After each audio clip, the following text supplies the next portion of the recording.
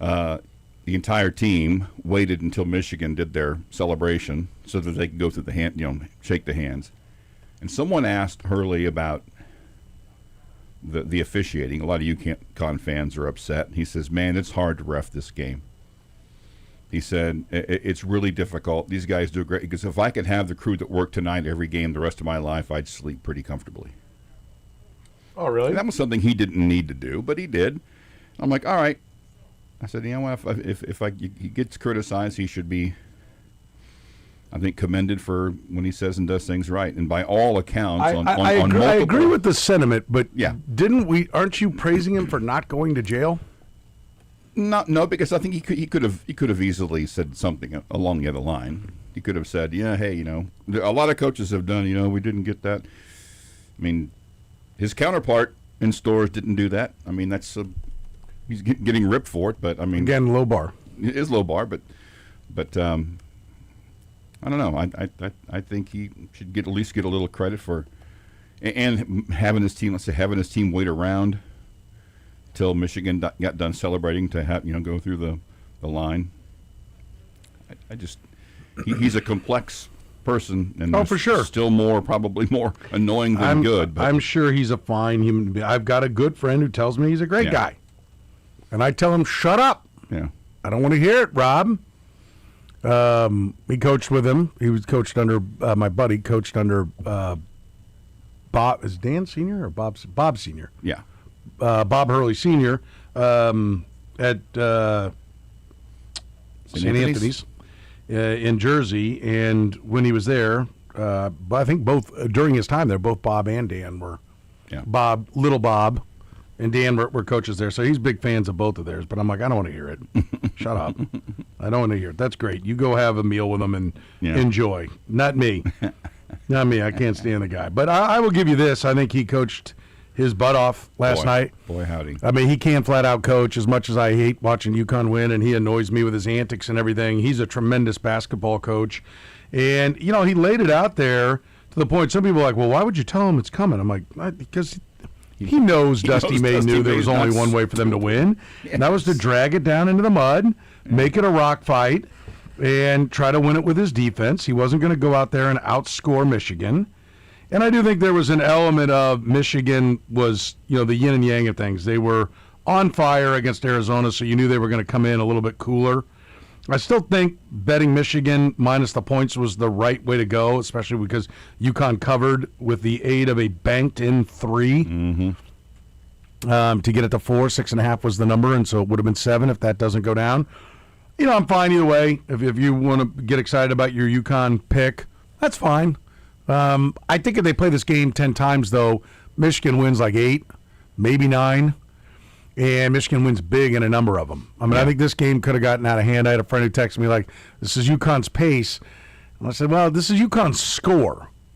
I don't know that it's quite their pace. I don't think it's either one of them's pace. It's their score because Michigan's not making baskets. Now, give credit to UConn's defense because they play great defense. But the big guy for Michigan was like 0 for 3 to start on point blank. They're not layups. Yeah. Talking about Mara? Yeah. That's the 7-3 guy. Yeah. A couple of drop steps, and he's point blank, and it rattle in and out. And, I was like, those go down, this game looks different. Mm-hmm. It looks like UConn's doing everything they can, and they're still down 4. Instead, they're up 2. And Michigan 0 for 8 from 3. All that stuff was going in, and they're up 4 at the break. You're like, oh, if I'm UConn, I don't feel great. I feel like I've managed to keep myself close, but when the first half basically goes almost entirely the way you were hoping it would go and you're trailing, that's not a good sign. No, it wasn't. And Michigan proved to be the better team. So what's our takeaway? What do we learn? What was taught this year by this entire season? What did Michigan teach us? I think we all agree Michigan is definitively – this is a year that the best team won. Mm-hmm. In college basketball, they were definitively the best. They beat Arizona, who was number 1 for much of the year, and they beat UConn, who was number 1 for part of the year. Yeah. So and they held their last 4 opponents, all good teams. Who's their Elite 8 game? Tennessee? No, that was it was Tennessee. It was Tennessee. Yeah, that was the lowest seed that they played, and they played Alabama, or Yeah, they beat Alabama. Was the and- closest until this Yeah. game. 13 Yeah. points, I think it was. So, and Alabama's a good team. And they held all four of those teams to their season low in field goal percentage. So a team that was coming into the game was heralded because of their history-making offense and their scoring output. You look at the last four games they played, and they held their opponent to all four opponents to a season low field goal percentage. That's what I think puts them on a different plane than a lot of champions. That they did it on both ends, and that literally it may not have been perfect for UConn, but the fact that they got about as much as they could have expected of what they wanted to do, and Michigan not only won but didn't trail the last 23 minutes of the game. They never trailed in the second half. I mean, that's a really impressive outing. I'll give you some more of my takeaways. One, Arizona and Michigan. But Michigan validated what Arizona had done all year. Michigan definitely lives with the three, but they also pound the ball inside.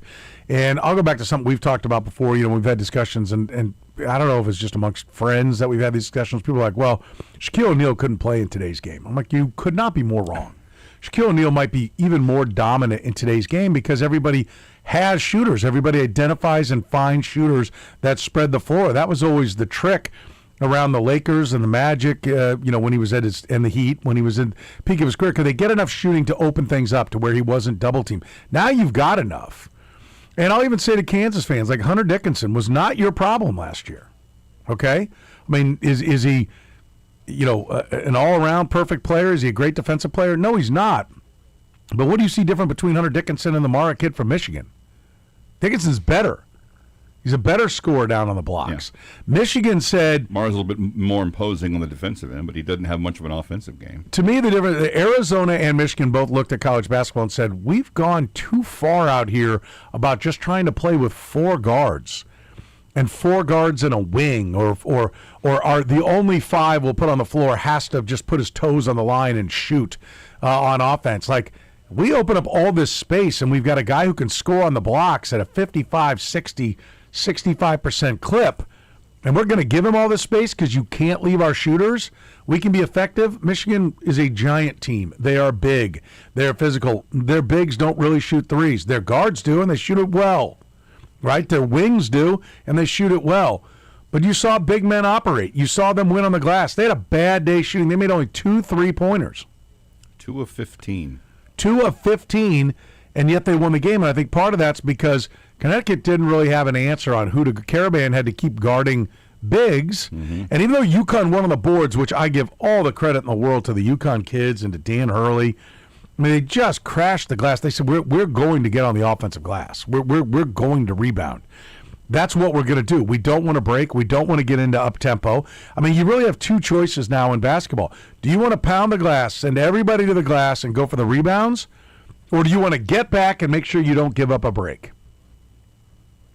Do you want to leak out and run the risk that you're going to give up the offensive rebound, but you don't want everybody crashing because you want to get out and run?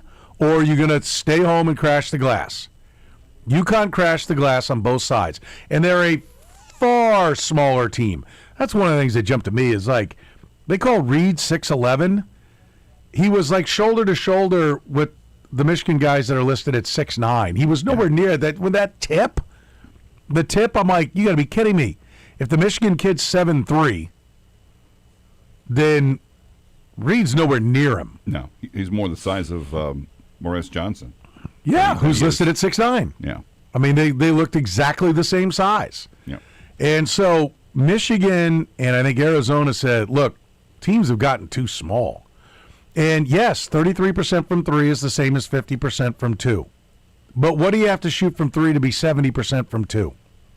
What do you have to shoot from three if you're going to give up 40 rebounds? You know, there's more to that equation than just the shooting percentage of twos and threes, and Michigan got it. Yeah. And I think you'll see a return of some bigs inside working on the blocks with great perimeter shooting. But as I look at it, you know, Mark Mitchell, when he's down on the blocks, could work in the post. But Mizzou never really did have any chemistry with their. I'm not even going to touch K-State. Somebody else, you have at it. You want to figure out what's going on there, by all means. I don't have time. I got to be honest with you. I checked out on that team with at least 10 conference games to go. Like, lunch with the family or the K-State game? Let's eat! Lunch by myself for the So, K-State game. I'm not diagnosing a team that K-State doesn't want to even acknowledge. But the Mizzou, Mark Mitchell down on the box with another big. I mean, I think that's part of the reason why they were in the tournament. They were a big team. That's something that he's always wanted. I don't know if they always know what they're doing. And for Kansas, they were small for trying to be big. Yeah. Like, I'm going to tell you, Flory Badunga is a tremendous defensive player. But I don't know that he doesn't cause problems on your offense. I mean, we've talked a lot about Darren Peterson. This thing just never did come together. Maybe it would have if Peterson wouldn't have been in and out of the lineup. Maybe they would have found some chemistry there. I don't know. But, like, when you look at Badunga, does he look like any of the three big boys on Michigan? No. No. No, not at all. No. And so if Kansas ain't hitting the threes and they don't shoot it particularly well either, then what was their offensive format? Like, what was their offensive approach? Michigan said, we're not shooting. We're going after the glass ourselves, and we're going to rebound. And by the way, 6 blocks, my ass. Michigan rejected like 16 shots. Yeah, I saw that number and couldn't believe it. I mean, like every time down, they certainly altered shot after shot after shot with their size. And so, to me, one of my big takeaways is Michigan and Arizona said, we're going to play big. Michigan was better than Arizona because they said, and we're going to shoot. And they had a great point guard. Cadeau, drawing the 3-shot foul when the guy's reaching around the screen. He's like, oh, okay, here, I'll just go right up into the, here it is. Like, that just basketball IQ was great. In fact, I think they should have called a foul at halftime. When he roared up the floor, the Connecticut kid's on a back pedal. He's not set, right? I think that should have been a foul. After the foul, it should have been a travel. Yeah. He didn't make the shot, so no call, no harm. I don't adore the no call. But the travel doesn't happen if the foul's called. So it isn't like it's 6 1, half dozen the other. No, there should have been. I see your point on the foul. Yeah, so for me, the size of Michigan was a huge part of who they were. And not just the size, but where the size was used, as you were saying. At halftime, they showed a graphic. Michigan had not hit a shot outside the lane, and they led by 4. That's hard to do. Now, part of that is they were outshot by 13 attempts and outscored by 7 at least. Well, they had 7 more threes did UConn, but 25 of 28 from the free throw line. Those didn't come from shooting threes. Those came from getting in the lane and getting close to the basket and getting fouled and going to the line. 25 of 28, including at one point they hit 20 in a row. That's one of the biggest reasons why they won, is because they didn't just score inside, but they got inside and got to the line and shot free throws really well. I'll give you another reaction. I applaud the officiating, to your point about the free throws. 13 fouls called against Michigan, 22 on Connecticut. That's what it should have been. Mm-hmm. That's how Connecticut was playing defense. In fact, if anything, I think there could have been more fouls called, probably on both sides. So both teams came out aggressive, said this is going to be a rock fight. The officials, I thought a little bit early on, maybe tried to get control of it. They got Cadeau too early, and but they stopped short of being like, well, we're going to foul everybody out of this game. We're going to keep everybody in the game. But it was a rough physical game. It was. Because there were a lot of big people on the floor. Yeah, and a lot of action in the paint for both, which means they're more congested. There's more traffic and more collisions. Officials, despite what fans may often think, they don't care who wins the game. No one went into the game last night going, we're going to get Michigan a title. We don't like Dan Hurley, so we're going to call some more fouls. The only degree to which a game officials are affected by one of the teams is if it's a game at Allen Fieldhouse or Cameron Indoor where the fans have an impact on it. In a situation like last night, it doesn't. And people too easily, well, one team had 9 more fouls than the other. They clearly were. No, it's probably what happened. You can't just look at the idea that if the fouls are even, the officials have done a good job is crazy. There's no basis for it. It's always been being my, like when you play a Bob Huggins team should be whistled for more fouls than your team, right? Play a Frank Martin team. There are those teams that, and Connecticut had built their identity on playing defense and being physical and being rugged, and that's how they were going to beat you, and Connecticut should have been called for more fouls, and they were. So I do think it was a pretty well – there were times I'm like, are we going to get a foul here?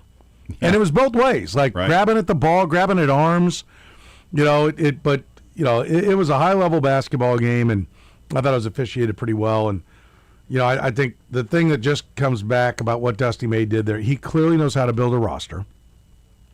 He clearly wants a big man because his Florida Atlantic team had a 7-footer. Yep. Okay? So he wants size up front. And he's taken 2 teams to the Final Four in the last 4 years, and he's won a national championship in just 2 years at Michigan. I'll say this. If I'm a blue blood, I am afraid. And we went through this when I tried to point out the Big Ten has now won a basketball championship in the last 3 football championships, right? And we are looking at a time where basically your payrolls for your big sports are unlimited. You can spend whatever you want. It's baseball rules without even a luxury tax on it. And I went through what the endowment is for the Big Ten versus and the Big 12 and the SEC and where everybody ranks. And the money is in the Big Ten, right? It's not that they buy players out of the endowment. The endowment is simply an example of one of universities want to hoard funds in its ability to do so. They all want to do it.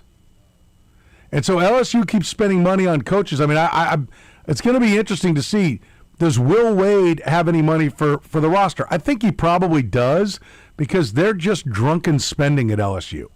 They're a university that's not very well funded, but they want to spend like they are.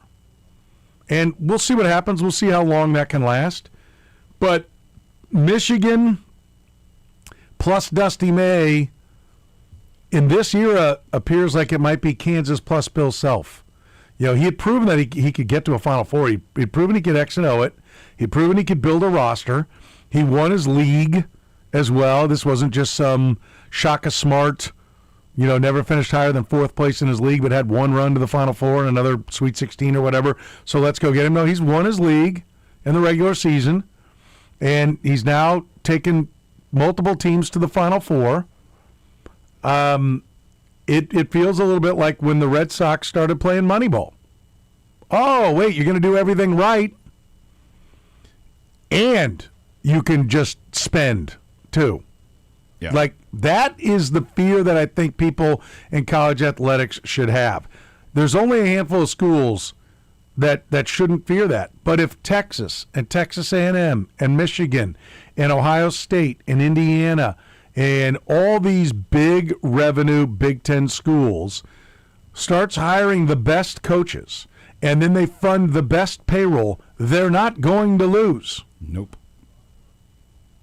They get the analytics. They're mathematically on the front foot for what's going on there, and then they're backing it up with the best talent.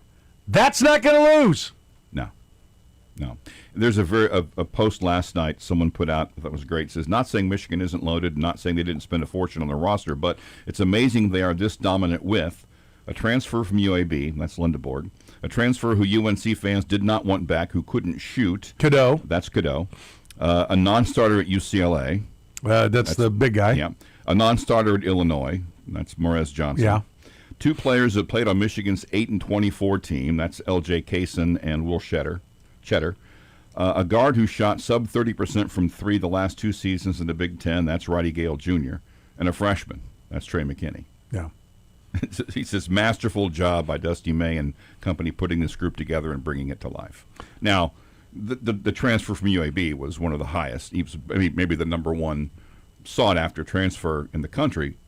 But the rest of it, there is no way you would look at that list and go, yeah, that's even the blueprint for a Final Four team, not much less one of the more dominant champions of our time. I would love to know what the payrolls are. Have factual information. And I think all fans would as well. And as much as what we like to call fanboy sites, all the rivals, and not that they all are run by that. They do great work, but I just mean the sites that only that fan base is going to look at because it's just in the weeds. It's 100 miles deep and an inch wide on their subject matter. It's just that school. Think of all the clicks they get. Now think of all the clicks when we have detailed payroll information. Ooh. We're headed towards these kids being employees. You can make them go to school or not. I don't really care. They give them the opportunity if they want to. Great. If not, who cares? Who cares if Darren Peterson had 5 Fs? I don't. Yeah, he ain't there to get a degree. I mean, I'm rooting for him. Yeah. I think it'd be great if you did. The opportunity's there. Use it if you want. If not, don't. You know what? And that's one less kid the teacher's got to teach. Great. Everybody else gets a better education. Yeah. Right? Stop kidding ourselves. It's a job. Treat them like a job. Make it a payroll. Collectively bargain. Let them unionize. Collectively bargain. And have a salary cap. Otherwise, it's just going to be more and more of the big boys. Yep. More and more of the big boys. No doubt. Want to take a break. 2-year anniversary. Really, it's 2 years and 5 days since a vote went down. We'll talk about that. 913-810-810. We'll talk more college basketball. Phone lines are open. 913-810-810. You're in the program. The program with Soren Petro. I hear the fat kid running. I bet it's hilarious. Weekdays from 2 to 6 on Sports Radio 810 WHB. Listen, there's only one place I trust my sports memorabilia to. That's Art and Frame Warehouse. Michael and his staff have been serving Kansas City for more than 25 years. That's right, more than 25 years. Locally owned and operated. You can find them right there at 92nd and Metcalf. They're on the west side of the road. Stop on in and say hello if you've got any piece of sports memorabilia. I like my jerseys. My autographed jerseys are one of my pride and joy. Maybe you've got one that you want to get framed if it's sitting in a box or just in a plastic bag and not displayed beautifully. What are you waiting for? Get to Art and Frame Warehouse. FrameKC.com is where you can find them online.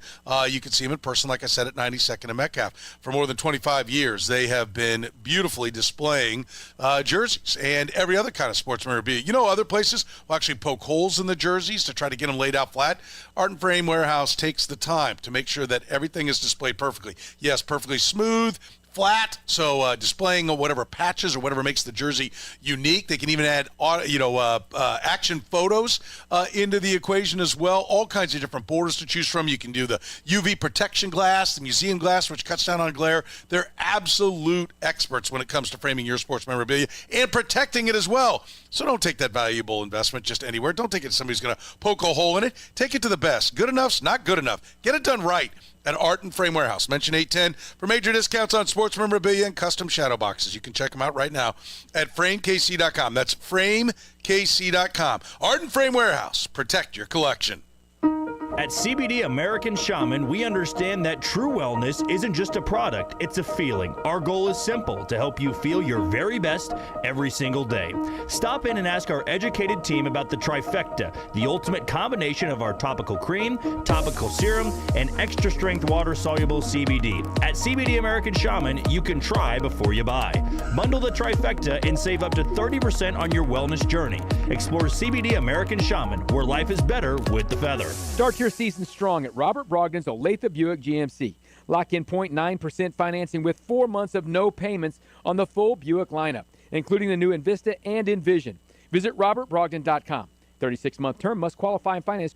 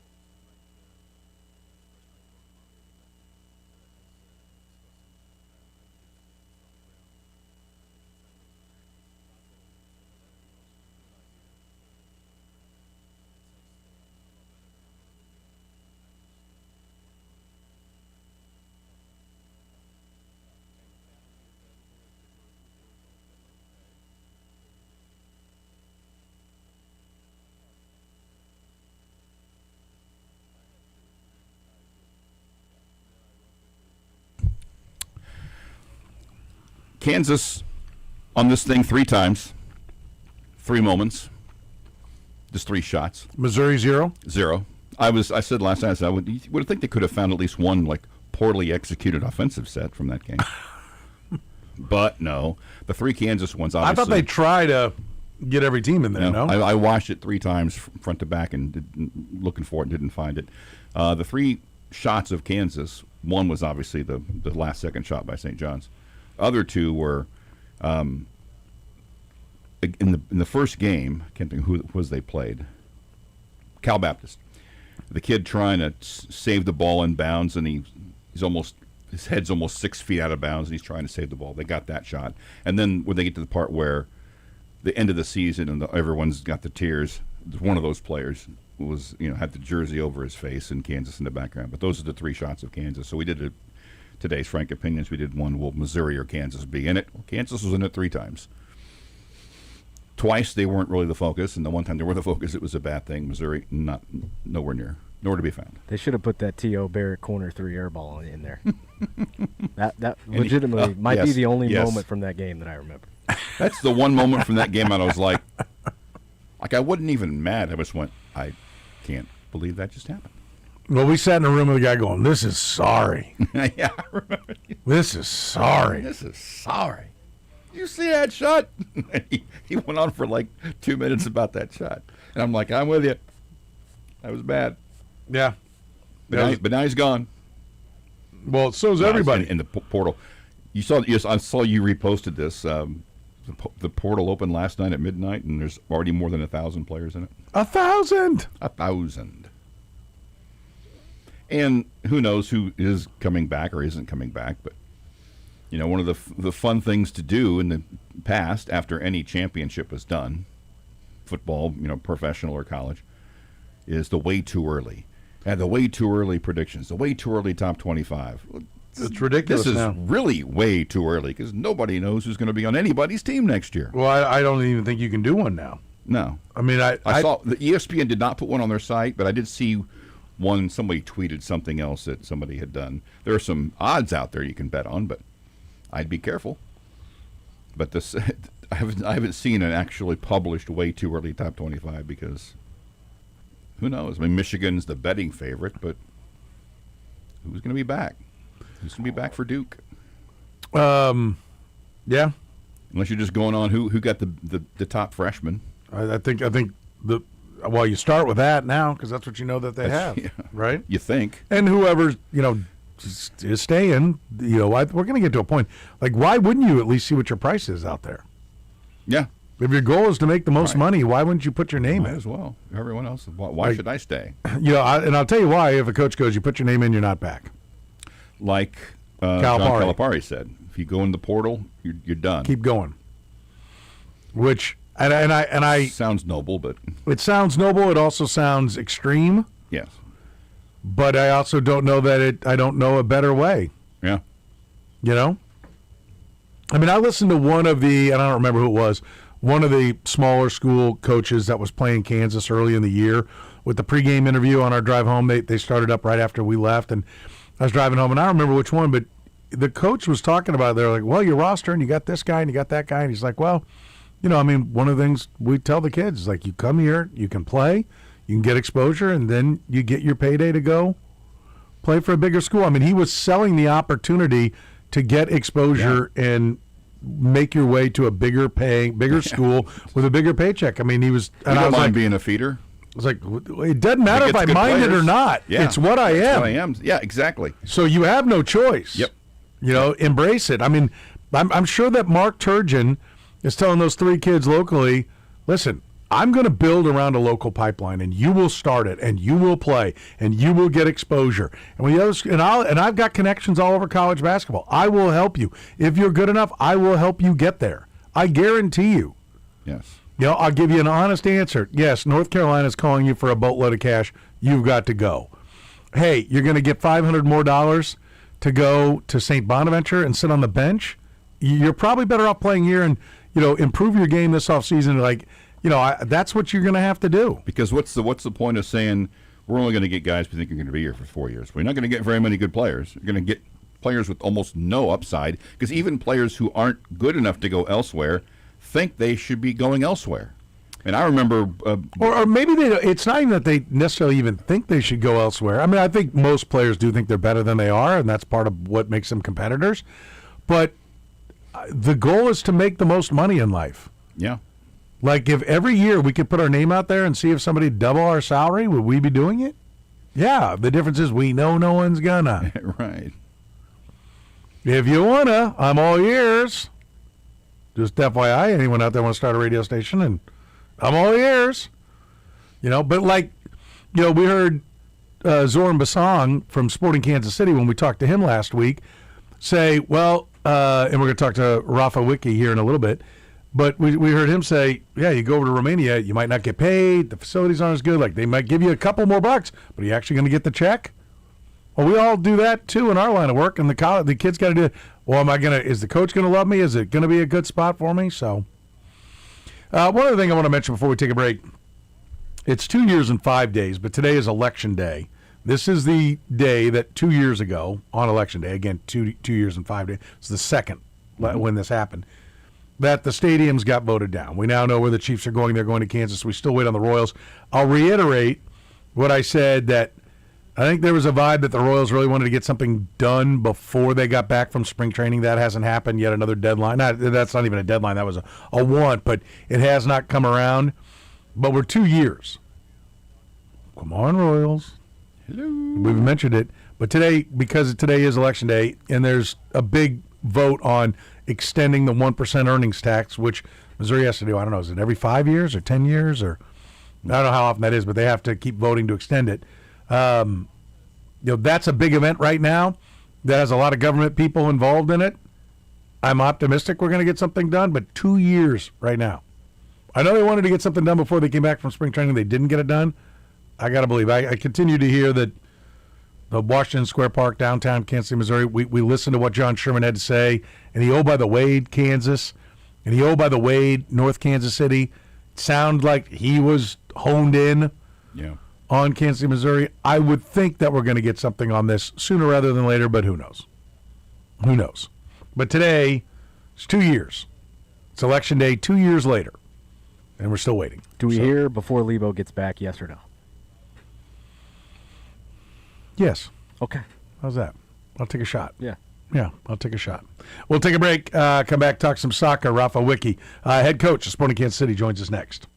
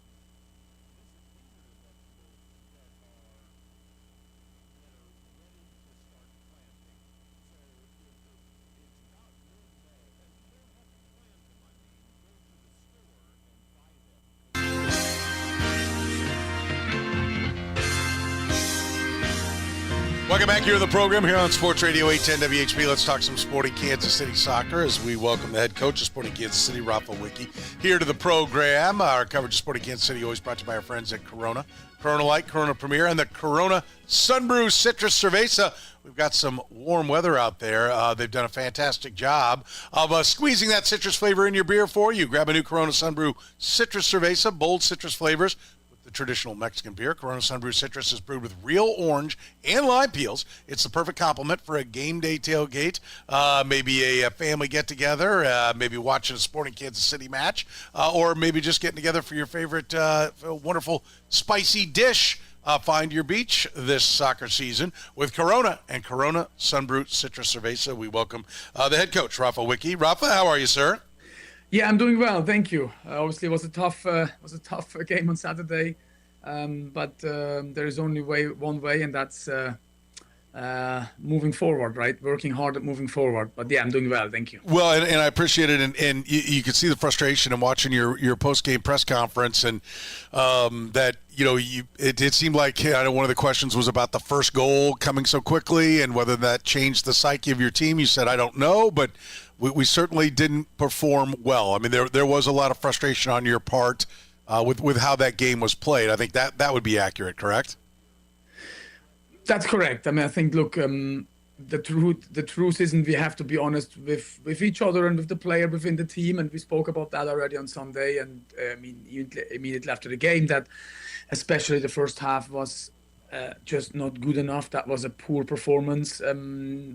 But obviously the frustration came with on how many very, very easy mistakes we're doing, which means many easy losing balls in areas where we shouldn't lose the ball, play the ball into the feet of the opponent's striker, and with that they have like moments where they actually create something, and that was way too many in that first half, which always then gives a lot of momentum to the opponent, to the other team. And yeah, that is something which was very frustrating because that's something we have to stop. We cannot do, because we basically give the other team a lot of chances, then a lot of big chances, opportunities to score goals. So that is frustrating. If the other team is really so much better and plays through you and is amazing, that's the game, right? But if you're giving them so many like we did in those first 45 minutes, that's just very frustrating for everyone, and not good enough. And that's the reality. And we've talked about, it's obviously a work in progress, right? The talent, we'll talk here in a minute, but you added a piece to the equation in this last match. But it does sound like you don't think this was a talent thing. This wasn't that, you just ran into a more talented team. You think this was an execution situation on the turnovers, because we've talked about it a couple of times about the turnovers. Yes, I mean, look, in the end of the day, this is we have to focus on us. I'm not going to talk about the other team and talent of the other team. We have to focus on us. We can all do much better than we did this first 45 minutes. And again, I cannot really give you an answer because we conceded after 3.5 minutes, that affected the mental strengths, and everyone looked a little bit then not with enough confidence, and not like normally we know them. I think I cannot give an answer why that happened, but of course it's just something which we have to try to stop. The Diego Luna goal is the one that happened early. What went wrong with the defense there? How much of it is just he's a tremendous player and he made a great goal? No, he's a good player, but no, that's not all of it. Of course, he's a good player, but there is a lot of mistakes. But that's in most goals there is mistakes from a defending standpoint, right? There, the frustration is that I think the action before we have the ball, we give an easy way a ball away, and then that leads into that turnover, which leads into that goal. But we still were a lot of players behind the ball, and we have like 3 or 4 times the chance to actually win a duel, to win a 50-50, and we didn't. And then they find Luna in between the lines, and then obviously you can go into tactics. Defender have to step, all of that. But I think that was, that there was many mistakes which led to that goal, which he then scores nice. But from our standpoint, obviously, there's many mistakes before that shot.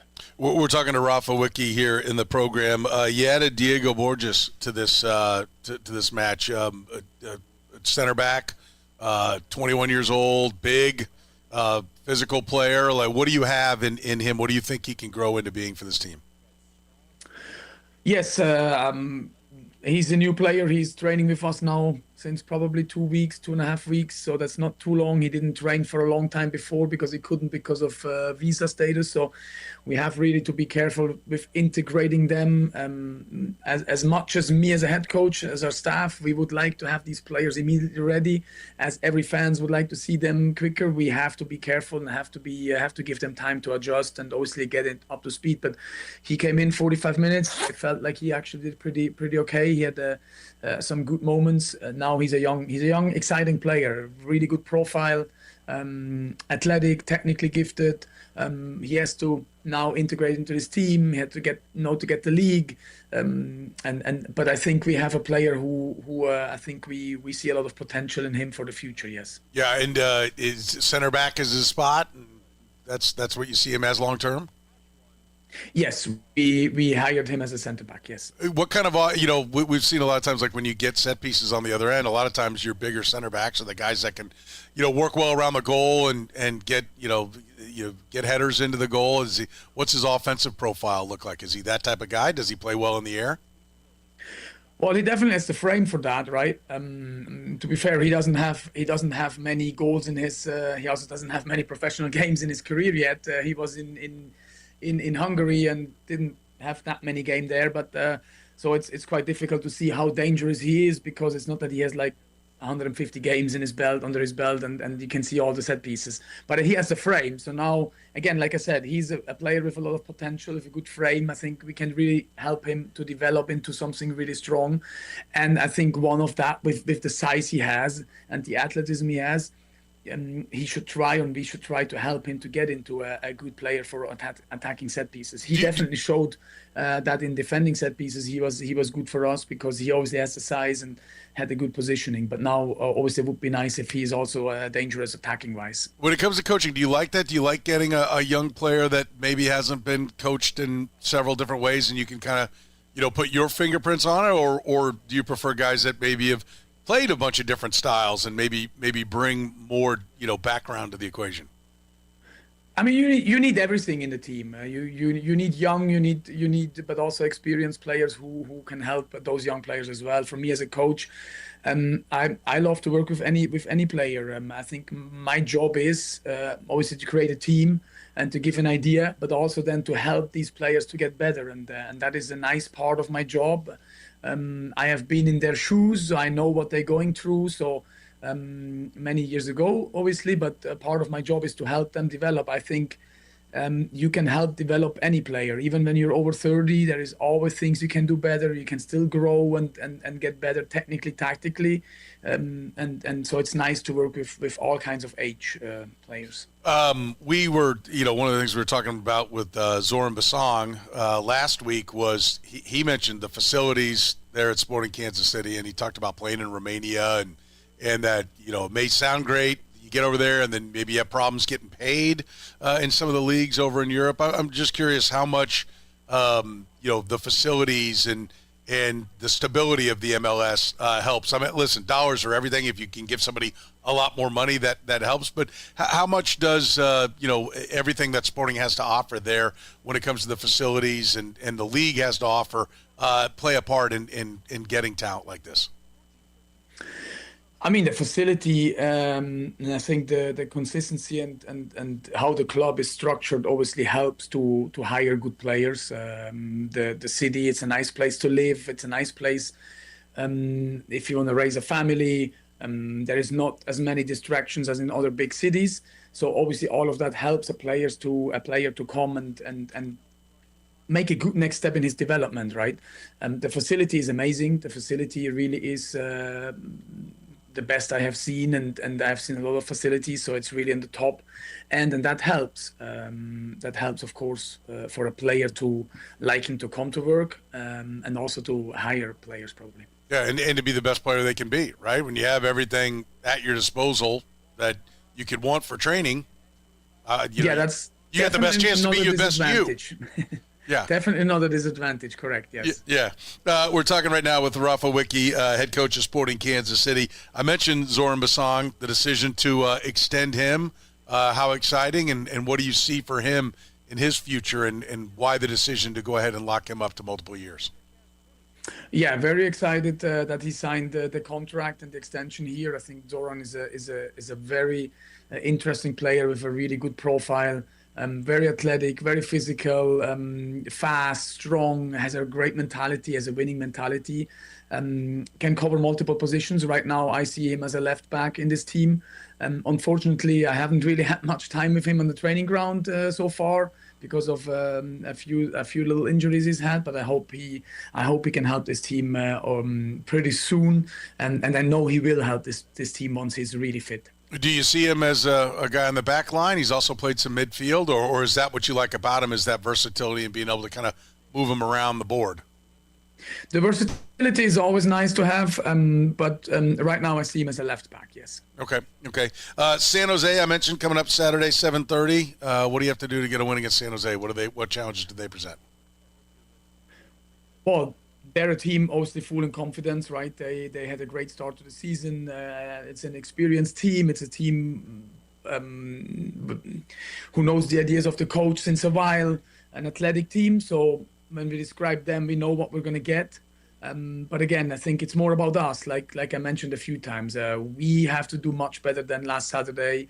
We don't want to give up as many easy balls like we did on Saturday.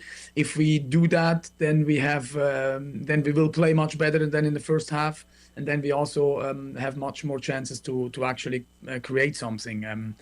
Yeah, I think they're a good team, but I think the focus is on us, and we've spoken to the team, and we're trying to give them a good week of training to get our first win at home here. Yeah, is it do you need to be more aggressive, just as far as you mentioned, like when you get down and you this is from your press conference, you kind of tighten things up and you don't maybe get as aggressive. Then when you get when you're up or you're even, you're holding things back, but when you get down, you got to loosen it up and get more aggressive. Would you like to see him be more loose, more aggressive, out on the front foot more to start the match?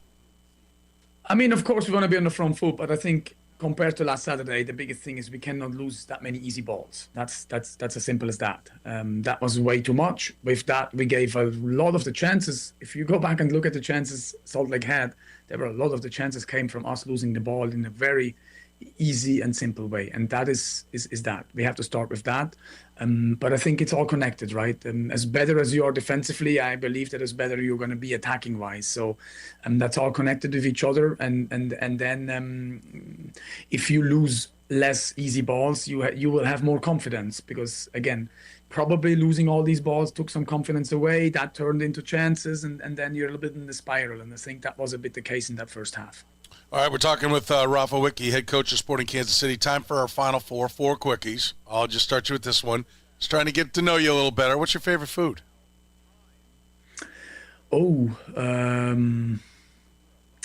My favorite food.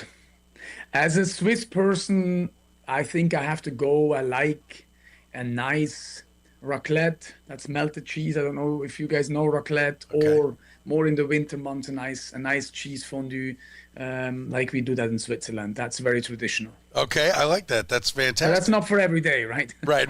No. We said favorite, not every day. All right, so then let me ask you this. I'll give you the reason I'm asking this. Better chocolate. Is it Swiss chocolate or is it Belgian chocolate? No, I go for the Swiss, definitely. Because Soren Basong told me, listen, don't buy this Swiss chocolate. The best chocolate's in Belgium.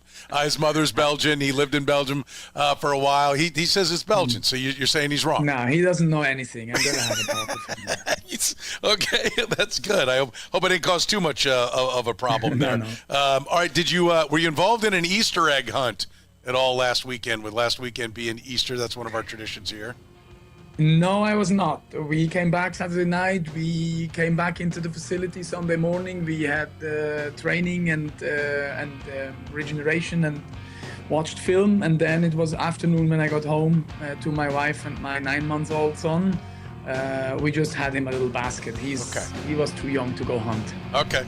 I don't know. Maybe Robo came back and hid Easter eggs around the office for everybody. No, he did not. No, he didn't. Okay. All right. And then again, just trying to get to know you. Favorite movie? What's your favorite movie? I would say one of my favorite movies is Forrest Gump. Okay. Old movie, but yeah, I'm getting old as well. So. Yeah, well, you're not old yet. And plus, you got a 9-month-old. That'll keep you young. Trust me. Yeah. For sure. But Forrest Gump's a great one. I love that answer. That's fantastic. Yeah. Rob, hey, thanks so much for the time. We appreciate it. Best of luck against San Jose. Thank you so much. This end of the hour question is brought to you by Twin Peaks. Happy Hour, baseball, NBA, NHL, UFC, and the made from scratch menu. All of that with the best scenic views. The best seats are at Twin Peaks. Twin Peaks eats, drinks, scenic views. All right, before Michigan, who was the last team to win the national championship game while shooting worse than 40% from the field and getting out-rebounded? Brought to you by Twin Peaks.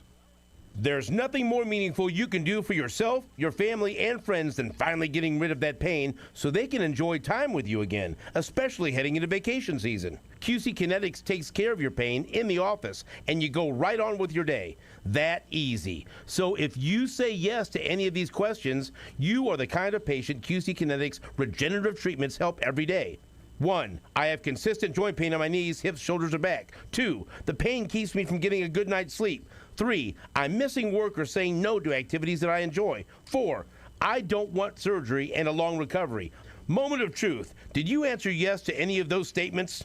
Today could be your day to turn the corner and finally get relief. QC Kinetics treatments are easy, done in the office, and you go about your day. The consultation's free, so don't wait. Call today, 816-412-6299. That's 816-412-6299. QC Kinetics.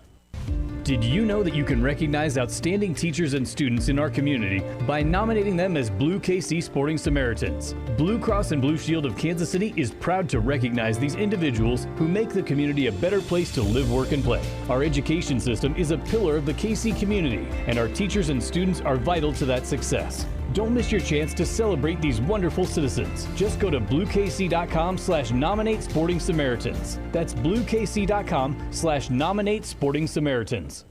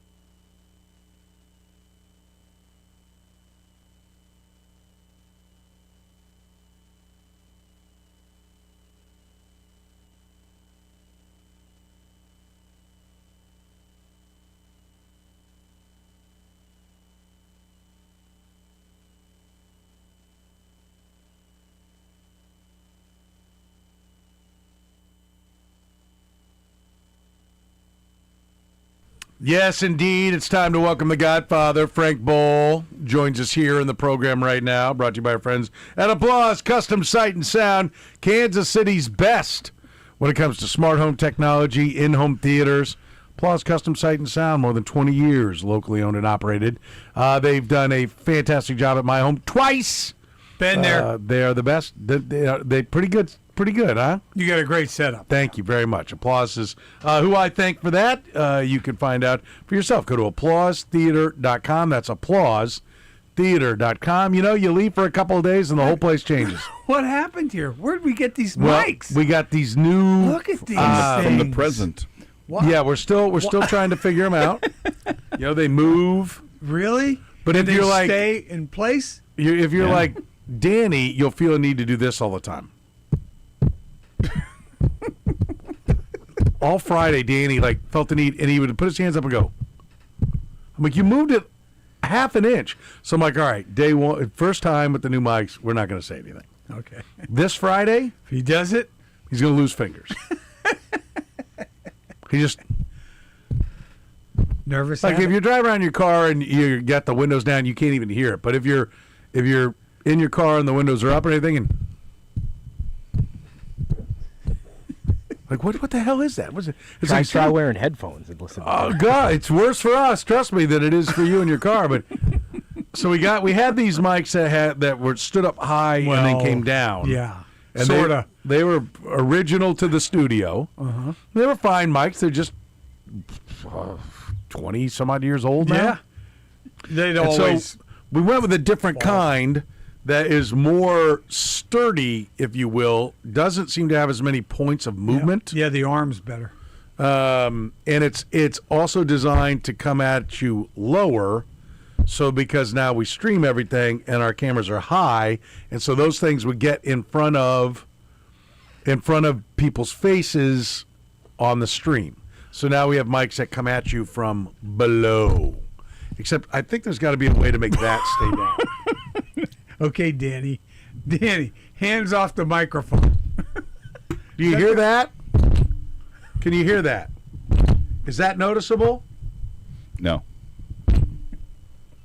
So I'm thinking right here. Hey, Drake. Hey, I'm going to mess with all your crap here live on the we're air. in the break of the arm. See, this Drake, adjusts. I'd order a backup set of mics. Yeah. This adjusts right there. See? Yeah, just right here. No, I think somebody was bitching about it. I'm like, just give it a couple of days go. and try to Relax. get used to it without crying and whining all the time. I feel down. like this up here I feel like should move. This round thing should be a joint. This looks like C-3PO's knee. I'm thinking this should move. It is a joint because Am I wrong? It is a joint. Not because that when you kind of joint. No, it is a joint because when you do this, it bends that way. Well, That's down here. But it also bends here. It does? Yeah. See, Oh. is that part stays straight. Yeah, I feel like I should be able to. But it only goes down. It should go up as well. Because When it goes down, it goes- I like my seat low. once again, Frank Yes. has opened a can of worms. You like to sit on the floor. Well, that's true. Well, it's little legs, you know? Nothing worse than a I like fat guy with Yeah. his legs kicking around like Back he's and forth. 3 off the edge of the chair. I immediately, thing you do all the time? wherever I sit, I immediately raise the chair as high as it can go. Yeah. There we go. Yeah, You also sit back. I sit up. True. So I sit up too. that's from all your years on TV. Yeah. Sit in the the front quarter of the seat. It's also a military thing. When Yes, you go to but- West Point, and It's all the not places to because you eat. weren't in the military. I know, but So I it's had to definitely go. not a military. But when I was thing. a freshman in college, It can be a military. He we didn't went- think he had to get it from his time in the military. we went to play West Point. We Yeah. went to play Army at West Point, and we had to eat, and we slept overnight and ate in their dining hall, and all the guys sitting in the front quarter of the chair. The square meal, spoon straight up, straight into your mouth, back out, back down to the plate, up, in, square meal. And I'm going, my God, what are those guys You doing? do that.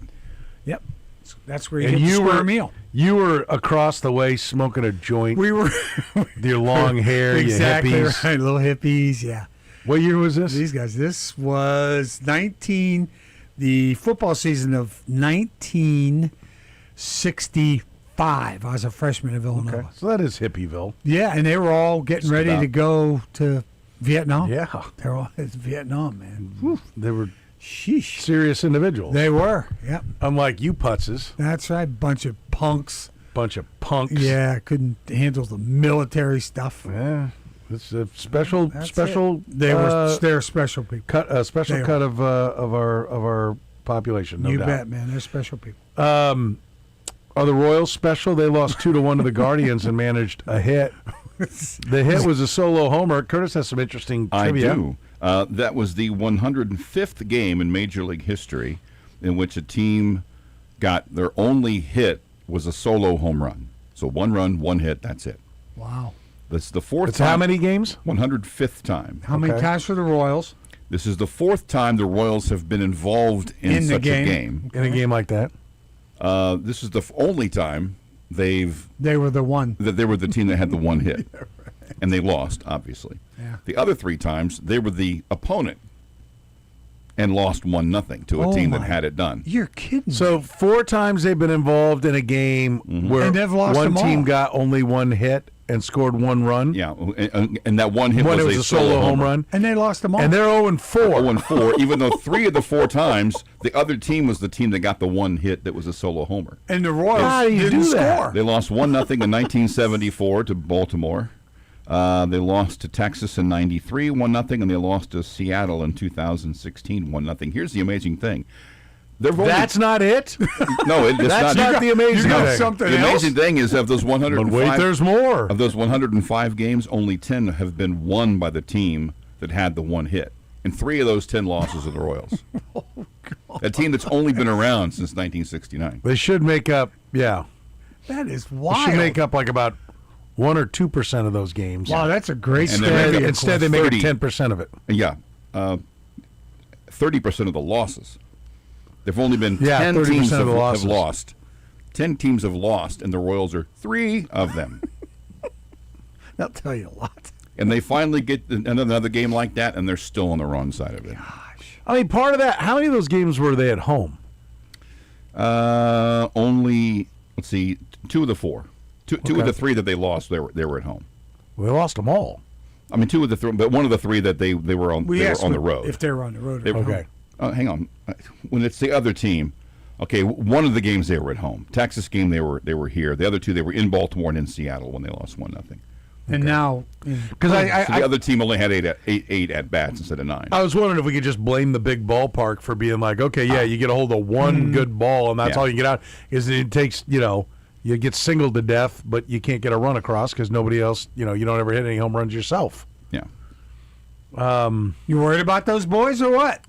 No, Getting off to a pretty slow start. I'm not worried. 5 and 6 is not a pretty slow start. No. I mean, they were coming into today. They were half a game behind the Guardians. Now they're a game and a half. If they win tomorrow, they'll be a half game behind the Guardians, leaving. And 500 ball is not reason for panic. No, not at all. 500 ball when you can see obvious places where they're going to be better. Not reason to panic. It is getting annoying though. I will tell you this, like. I keep asking, when is it not early? When is it okay to have concerns about the hitting? I ask when. I don't say I have it right now. They're now 11 games in. But we're going to keep asking that question, and I don't really get a solid answer. First of all, none of the fans want to weigh in. I've asked that, and nobody wants to call in and tell me, well, it's this game, or it's that game, or email me and tell me it's that game, or hit me with a tweet at Soren Petro that, well, it's at this game, Mark. We talked about it. I mean, I ran it by Jeff Pass, and he said June 1. I'm like, June 1? Like, so then on May 31st, they're averaging 1.3 runs per game. I can't be concerned. But then on June 1st, it's okay. All right. And he's like, okay, I get your point. Like, yeah, I'm fine with if somebody wants to say June 1, if somebody wants to say Memorial Day, if somebody wants to say 40 games, which are all kind of different things that I hear people. June 1 and Memorial Day usually are in the ballpark of each other. One might be a little before the other. Especially where they are in the standings at that point. I'm fine with all of that, but I would just ask that it be amended to that date or the moment it's become clear that it's impossible to have respectable numbers on that date. In other words, like I was talking to a buddy of mine, and I'm like, he's like, I was running this by him. He's like, yeah, it's kind of like, when are you worried about a slow start?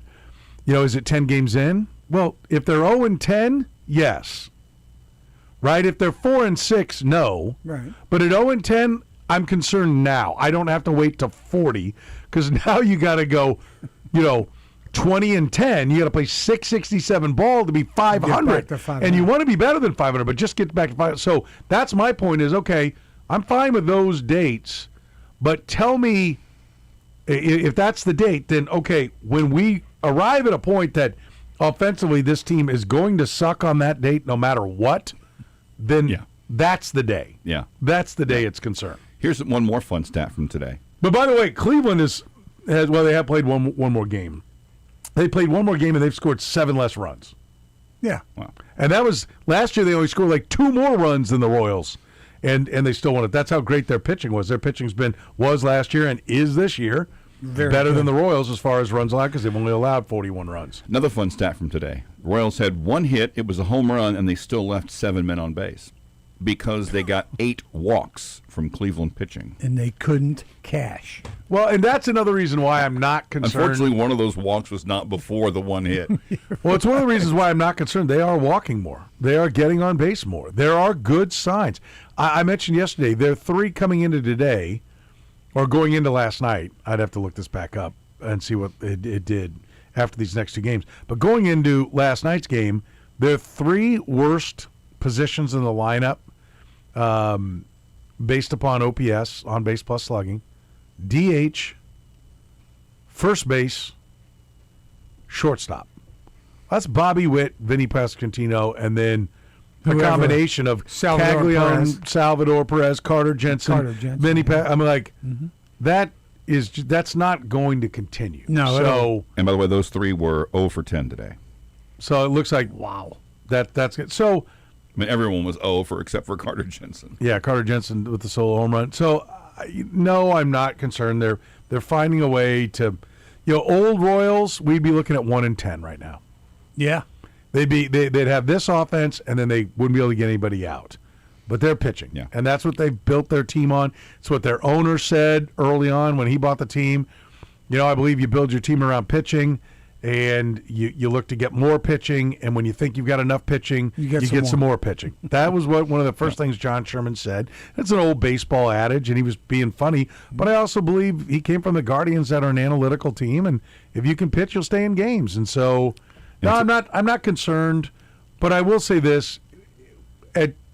I'm not going – there's one variable other than the players that are back, but outside there's one variable around the hitting that has not changed, and it's Alex Seaboldt.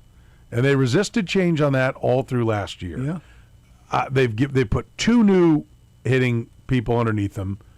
I am optimistic that it's going to work, and it's going to work with Alex Seaboldt because they are getting on base. They are drawing walks, which is something they need to do and haven't been doing. But if it doesn't hit – They have. I hope that they sat around in a room, at least, or JJ sat there looking himself in the mirror when he's brushing his teeth and went, if it doesn't work this year hitting wise, I got to let Alec go. Yeah, because that's the one commonality. Yeah, and they got to do something to move that run production up. They got to average more runs per game. They moved the fence in. They got 2 new hitting coaches. They've done everything except that. Right, that's what I'm talking about. So it has to work somewhere along the line, or you got to get rid of them. I don't think there's any doubt. I know they're loyal and they're, they are who they are, but you've got to get that average per game up from seasons past. So you got to get yourself up there above 5 runs somewhere.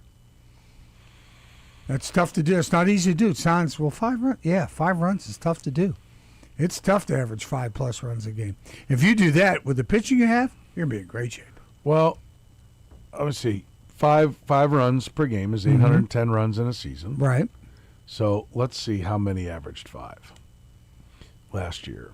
25. Come on. Crank it out. There you go. New microphones, but the same internet. The 810 run club. The New York Yankees scored 849. Dodgers. The Los Angeles Dodgers scored 825, and here ended the list. That's it, huh? Next best, Milwaukee Brewers, 806. Close. So, yeah. But your bigger overall point, in any one game, I kind of like the idea of if you score 5 or more, the hitting did its job. If you give up 4 or less, the pitching did its job. I kind of feel like 4.5 is the over/under on how you could view it in a game. Or if you like, what I used to say, I would still kind of adhere to this. 4 is no man's land. 3 or less, you didn't do enough hitting and pitching did its job. 5 or more, pitching didn't do its job and hitting did. So the 4 is kind of like, okay, this is a coin flip game. But if you allow 3 or less, you should win. Yeah. The Royals should have won today. They allowed 2 runs. The offense sucked. In fact, on the season, if you score it that way, if we're assigning blame, play the blame game the way you people in the media love to do. The offense has scored more than 4 runs 3 times in 11 games. In 11 games, okay. And they are 2-1 in those games. They lost 8-5 on Sunday to the Brewers. They won 8-2 on Saturday against the Brewers, and they won 13-9 against the Twins on Wednesday. Otherwise, no. When they don't score 5 runs, they are over. They are 3-4, which is amazing. Oh, okay, that's not too bad. Well, that shows pitching too. You know what I mean? No, they're 3-5 because that doesn't have today's game in there. So they're 3-5. That shows your pitching's hanging in there pretty good. Yeah. Yeah. Even though you're not scoring a lot of Noah runs. Cameron, 5 2/3, 1 run, 1 walk, 5 Ks, 6 hits. Yeah, he just 2 good bullpen outings, and then he didn't quite get the Cameron's fine. Yeah, quality start. He didn't get the quality start. You are right about that. But he was only one out away from that. Noah Cameron was not the problem. No, it was not. The problem. I mean, he could have stayed in and gotten an out, and if he'd given up 2 runs and gotten an out, because it would have been a quality start, but it wouldn't have been as good as what he did. Who came in after him and he got it? Lynch, and then I think he got a strikeout. Lynch got a strikeout, right? Yeah. Who else pitched? Then that inning? Mears pitched an inning with a walk and 2 Ks. Then Schreiber came in and gave it up. Annoying. And we're not sure who is going to be. Well, for right now, the closer is Urseg in a normal situation, right? And because Schreiber gives up the run today. Schreiber had had his moments, but just a game in April. Just a game. I would like to see Jack Caglione slug better than 300. Like, I feel like if he doesn't, they're in trouble. If I did have a concern, it's that they have preached working the count and getting on base to almost to a fault, to where I'm not sure that they aren't. It's one thing to not chase; it's another thing to not swing at strikes in the zone. And I'm worried that Jack Caglione hated his batting average so much last year that now he's trying to make sure his batting average looks okay, and is not taking his usual swings. But I'm no swing coach, so okay, Alec. No, I'm saying we got it. Carter Jensen, 630 slug. Yep. Carter Jensen was struggling a couple of days ago. He's not anymore. No. I mean, that's how fast the numbers turn around early in the year. Right. Maybe first base, DH, and shortstop need to oversleep a little bit. That's right. His bat Maybe has... they need a little more rest. Turn the alarm off. His bat has woken up. Oh, that's good. By the way, you know who the staunchest of staunch defenders of Carter Jensen is? Who? Kyle Collier. We have an alarm problem, do we, Kyle? It's maybe sometimes. But no. It's not a problem. It doesn't set it. I was here one time. If he set it and it didn't go off, that'd be an alarm problem. If you don't set it, it's not an alarm problem. It's not an alarm problem. It's a Kyle problem. Yeah. How is it a problem? You just call him a cow. Kyle. It's true story. It's like, my buddy says about people saying he's got a drinking problem. It's not his fault you can't keep up. So someone says I drink, I drink, I get drunk, I fall down. No problem. Yeah. Yeah. Kyle, what happened? It was a which time? Oh. No, is this multiple? It was the Chiefs pregame. Just once on our watch, yeah. There was. It was funny. One other time when I was Central Bank pregame show, and I'd woken up from the alarm, made breakfast, sat down, fell asleep. How do you? What happened the night before? may I ask on that? Nothing. On that, I woke up at my normal time. I just got a little fat in the morning, got a little sleepy, sat down on the couch. I had some time before pregame and dozed off. In bed or at the table? In the kitchen chair. I'll send you a picture of it when I get home. That's fantastic. Somebody took a picture of you? No, a picture of the chair. I'm sorry. I'm sorry. I thought you meant yourself. I'm going, who was there that didn't wake you up for the pregame chair show? that is to blame. So what happened that day? Well, I think we started a little late, and then Curtis this is a regular season game. Let me just say, kind of like the Royals, we were like, okay, is he okay? Yeah. Oh yeah, exactly. Because you are a little worried, sure okay, did he get in an accident? Yeah. Did he whatever? Especially if he doesn't call and all that stuff. Yeah. And it didn't take too long. He wasn't. Was he about an hour late? A little less than that. 20 minutes. Yeah. Oh, it's more than 20 minutes. I don't think so. I thought you started it. late. The Drake walked you through what it took to get things started. And then I thought the Drake got here. And then I thought he got here. No, the Drake wasn't here. Drake might have to. He just talked me through it. Collaborate this Curtis story played somehow. a taped, like the Kevin Harlan segment from the Oh, yeah, earlier in we the bumped week. we bumped up. We changed the order and started running tape things Yeah. to try to let's get this You're going. tap Now we dancing. gotta yeah. It's called things tap around. dancing. Yes. Well, what I wanted to do, I told Bo Richter that we should just start firing to every cut. Make Curtis scramble so he couldn't find it. Yeah. So you think Kyle's job so easy, do you, Curtis? My difficult morning would have been made worse by that. Oh boy. We can laugh about it Yeah, now. now you can. I mean, Boger almost fired him that day, but we I can bet laugh you weren't about it laughing now. that day. Nobody almost got fired. But Really? yeah. So there were some cuts that almost didn't get fired. yeah, fired off. Yeah. So we're back to Carter Jensen. So Carter Jensen, Speaking of that, Carter Jensen. But why Carter did country. it come? How did it come out? Like I bet that's happened. the Royals threw him under the time, bus right? and said he overslept. Really? Matt Quattar in the postgame show That's said amazing. he fell asleep. Because I'm sure he's not overslept. the first Yeah. Royal to ever do that in the history of. I don't know. I mean, Royaldom? you play baseball your whole life. I mean, there are day games. There are day games after night games, and you have your you routine. are fried. Yeah, It I doesn't don't remember happen that very happening. often. I can't either. I can't either. Situation. I vaguely remember somebody being late because of something, but they claimed to have a breakdown or something, which they probably just overslept. I vaguely remember somebody back in the early 2000s. Really? I can't remember. Yeah. I can't remember that at all. I can't remember an incident with the Royals that happened. I'm sure we'll get. It probably happens, and most teams covered up. Yeah, sure. That's what I mean. Yeah, I meant I'm sure it has happened, but I don't think we've ever heard. Yeah.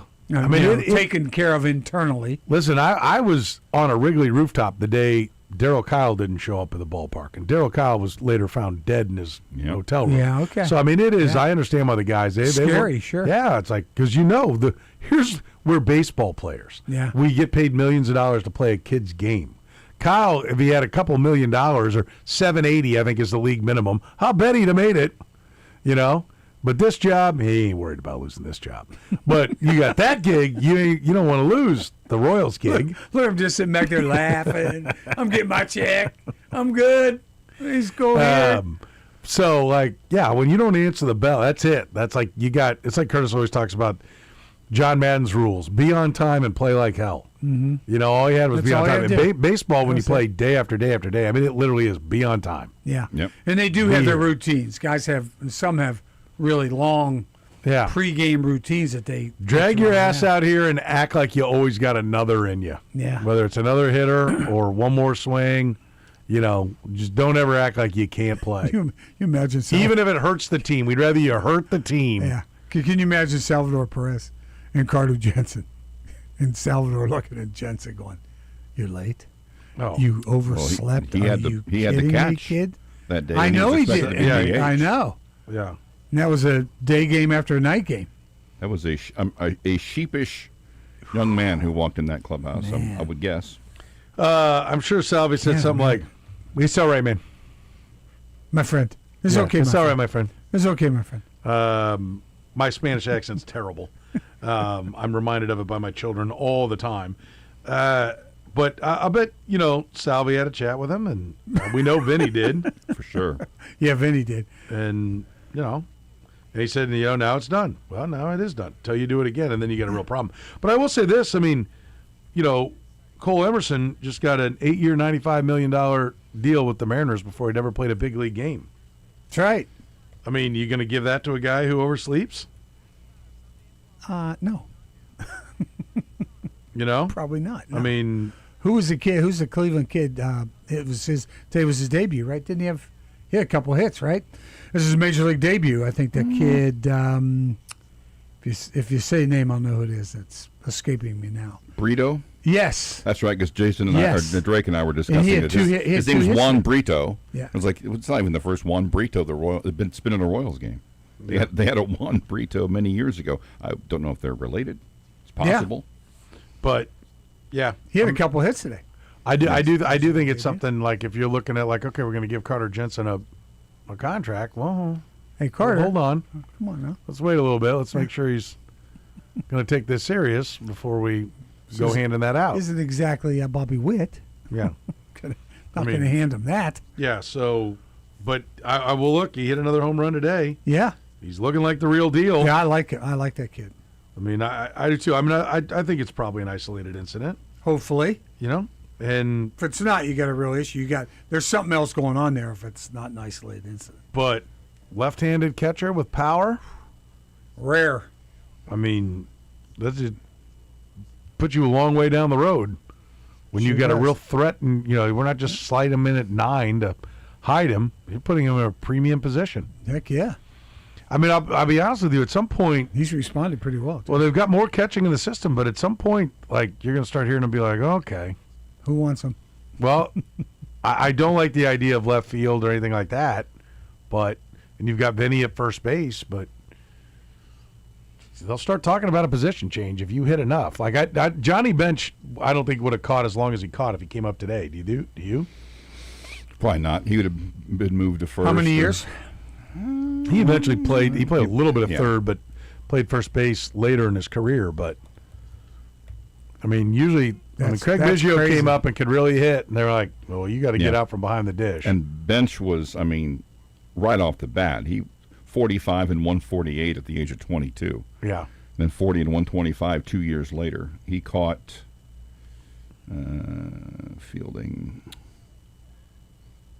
Caught everything. Well, he had 1,627 games. So 10 years worth of games over how many years of a career? Over 17 years. Okay. 98 at first, 96 in the outfield, 182 at third. Oh, third was the most. Okay. Yeah. Well, I mean, listen. We'll see. I think they're going to hit because you have him and Salvi behind the dish and part of the DH equation. I think Caglianone's got too much pedigree to not hit. I think at some point the game's going to slow down for him and he's going to hit the ball over the wall. The moved in Bobby balls. and Vinny are going to be fine. Yep. Michael Garcia is looking like he is for real. Yep. He's validating early on. And I like the platoon out there of Isbell and Thomas. And Marte to take some pressure off Caglianone. And Collins has had his moments as well. So homered last night. I think they're going to be fine. I do too. I think they're going to be because of the pitching India too. did. Huh? I think you said India Collins. India hit the 2-run shot last night. That's right. But Collins hit one on Sunday or Saturday. He hit one during the one of the blowouts, I think. But the longer it does go, I mean, we're not there at 11 games, but and they're right there in the division. At 40 games, they better be going offensively. All you're really worried about is the division. I mean, for all practical purposes. You know what I mean? Trying to win the division. Staying up there, hanging around, right at the top. Well, if I were to have a negative, I would say, and I'll have to look, who else has day games today? Anyone else in the division, Kay? I'll look it up here. Because the Tigers, White Sox and Orioles, Diamondbacks and Mets are the other day games. So the Tigers will play later tonight. They're at Minnesota tonight. And the Tigers, I think, in most people's opinion, are the team to beat. And they're off to a slow start, and you're not burying them. Exactly. They're at 4-6. Yeah. So if you could have gotten off to a 7-3, you could put some distance between you and the Tigers. But it's still too early to worry about that. by the way, the Tigers are the only team, while they're 4-6, they're the only team in the division with a positive run differential. The Guardians have a negative run differential. And so the Royals. And the run differential? So the Twins. White Sox minus 25. Guardians minus 5. Royals minus 4. Twins minus 1. Tigers plus 3. A robust plus 3. Where like the Yankees are plus 25, although the Blue Jays are minus 20. I think they're too good for that to continue. But Houston's plus 13. Can't get rid of them. They're a cockroach. They won't just go away. Braves are plus 23. Plus 17 for the Mets. Plus 30 for the Brewers. The Brewers are good. Plus 32 for the Dodgers. So some of this weather has not been great either. They had to move the game because of cold anyway. Yesterday. No, today. Today was the game that was moved. I'm sorry, today. Yeah, yesterday they moved today's game. If that's what you mean. Yes, that's what I'm talking about. But yeah, they cold. They're playing, northern teams. But it was warm here. That was good here. Yeah. I mean, it was fine here. I mean, they even had the wind blowing out here. Yeah. Yeah, that was a really warm day. Yeah, so, like to see them get going, like them to figure out why they can't. This is not 2 years in a row that they're coming out slow. And the longer it goes, the bigger the thing becomes. It's no big deal The more it is we a big talk deal. about it. Yeah. That's it. But we can talk about the fact that they can flat out pitch.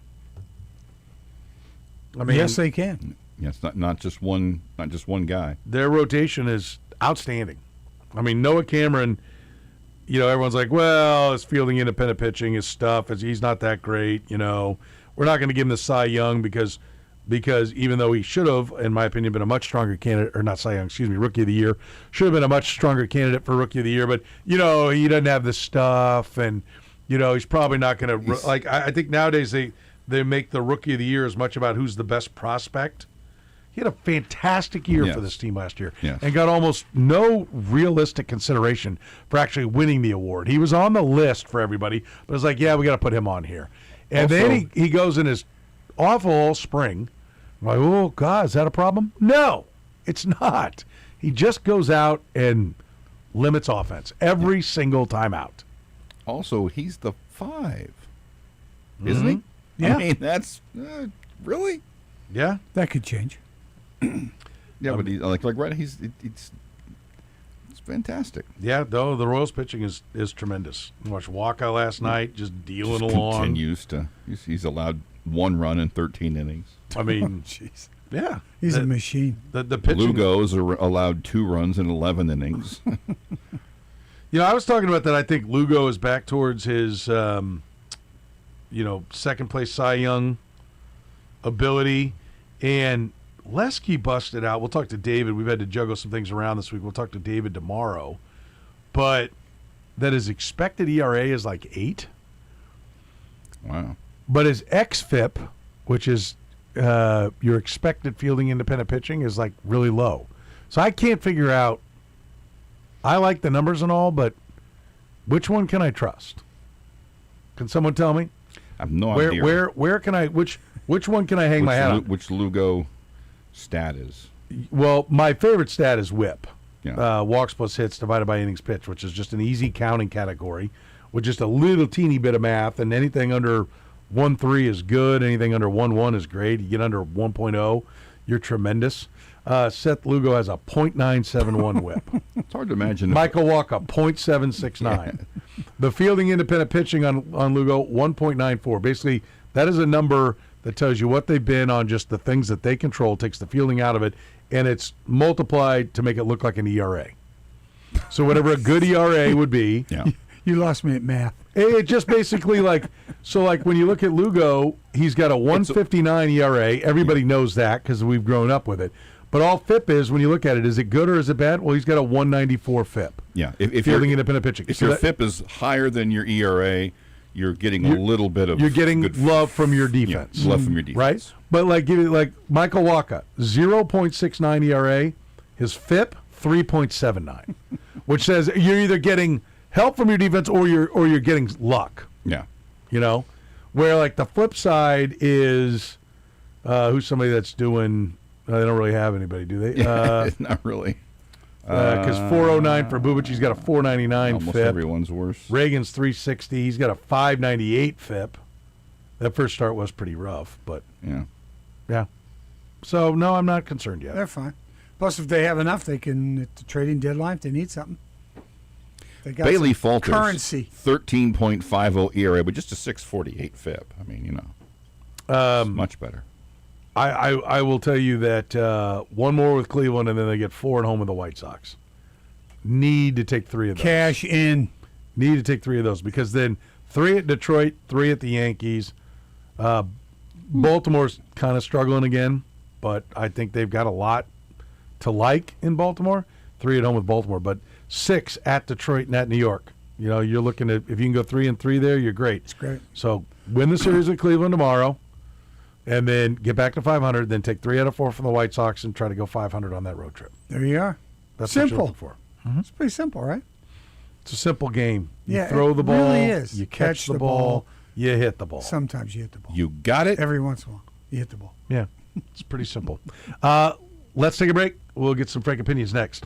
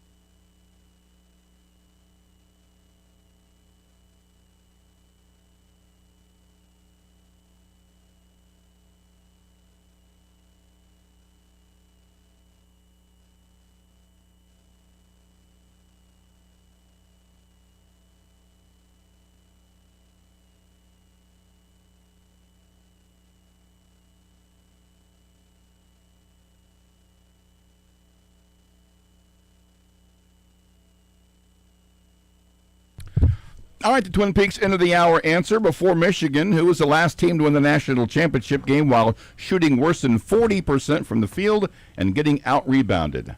Oh. Syracuse. 1983 NC State Wolfpack. According to StatHead, they're just the third team ever to do it in the national championship. NC State, 1983, huh? Mm-hmm. Well, okay.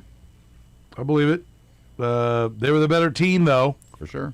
I don't know what you're trying to say there, Curtis. I don't know why you got to hate on Michigan. Little engine that could. That's what Michigan is. Yep. Little engine could. How much do you think Munch is losing his mind today? Oh, my God, that school for the North. Oh. Probably a little bit. Yeah. They've got a football and basketball championship since Ohio State's won a football championship, right? Mm-hmm. Is that right? Yeah. Yep. One of only two schools. Won a football championship 2 years ago. Won the basketball championship this year. Yep. Right, was it 2 years ago or 3 years ago? It's 3 years ago in football. 20. Who won it this year? Indiana. Who won it last year? Was that Michigan? I think Ohio no, State. Ohio State. So Ohio State does have a Notre football Dame. championship more recently. Dang it. All right, there you go. There you have it. All All right, right. let's get to some Frank opinions. The Godfather Frank Bull is here, brought to you by our friends at Applause Custom Sight and Sound. How many players from this year's Kansas team are back next season? 2 or fewer? 3 or more?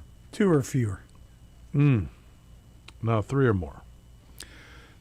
62-38, 2 or fewer. Wow. How many players from this year's Missouri team are back next season? 3 or fewer? 4 or more? 3 or fewer. 3 or fewer. Number? 71%. 70%. 67.5. Frank. Who wins their next national championship first? Michigan or Kansas? In basketball? Mm-hmm. Michigan. Ooh. Yeah, I believe that they think the tide has turned. I'll say Michigan. Number? Frank? I'll say 65%. 66. 71.2. If one and only one of these two schools goes to a Final Four in the next 5 years, which one will it be? Kansas State or Missouri? Oh, Missouri. Number? 79%. 80. 78.6. It's a good number I hung on. Close. Impressive. That was a good number. Did you stay up to watch one shining moment, yes or no? Yes. Yeah, if you stayed up for the game. It was disappointing, but yes. Yeah. The answer actually is no. Ooh. Number? Really? You, Frank? My turn. I'll say 60. 60% said no. 59. 83.8. Nailed it. I took these four schools. You know what? I should have got that right because you know who loves one shining moment? My wife. You know who didn't stay up for it? Your My wife. wife. Yeah. How about that's almost 8 o'clock? How about almost a 9 o'clock Eastern time start for the national? That's the latest starting time of any of the sports in their championship game, college or pro. Who's the best of these 4 national champions? And I took the 4 highest rated champions on Ken Palm since 2002. 26 Michigan. Who's the wait? What's the question? Who's the best of these 4 national champions? Okay, so what's the best team out of these? Yeah, four? what's the best of these teams? I used the 4 highest rated champions on Ken Palm since 2002. 26 Michigan, 25 Florida, 24 UConn, 08 Kansas. Oh, Michigan's better. I'm gonna go this year, Michigan. Yeah, Michigan's better than all of them. Actually, 08 Kansas won. I thought it might be local. Damn it. Percentage is on me. 44%.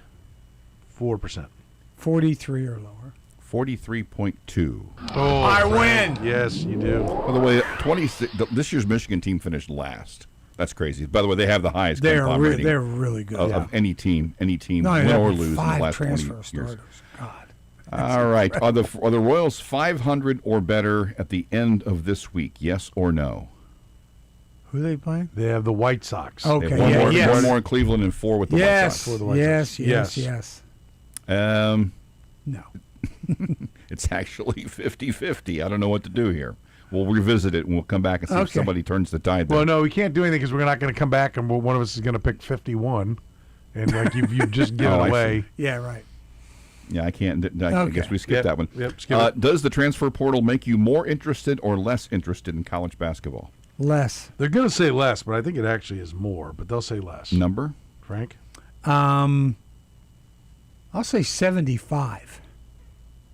74. 81.5. Taking a beating. Sure enough. Keep the pace up. I'd need some questions. Who hits their first home run first? Bobby Witt Jr., Vinny Pasquantino. Bobby Witt Jr. Ooh, they love him some Vinny, though. I'll go Bobby.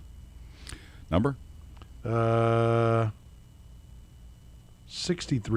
64. 54.2. Wow. You got no love for Bobby. Who would you rather have beers with, Gino Auriemma or Dan Hurley? No, Dan Hurley. Dan Hurley, actually. No, heartbeat. Love Dan Number? Hurley. I love Frank? him. I'll say, oh boy, I'll say 75. 76. 70 on the nose. Oh, wow. That's obscure. And still another thing for the Royals 500. Last one. Which of the Chiefs' current first-round picks do they actually use, where they actually take a player? 9th and 29th, 9th only, 29th only, neither. 9th only. 9th only. Correct. Number? So I got 9th, 9th and 29th, 29th, and neither. Yeah.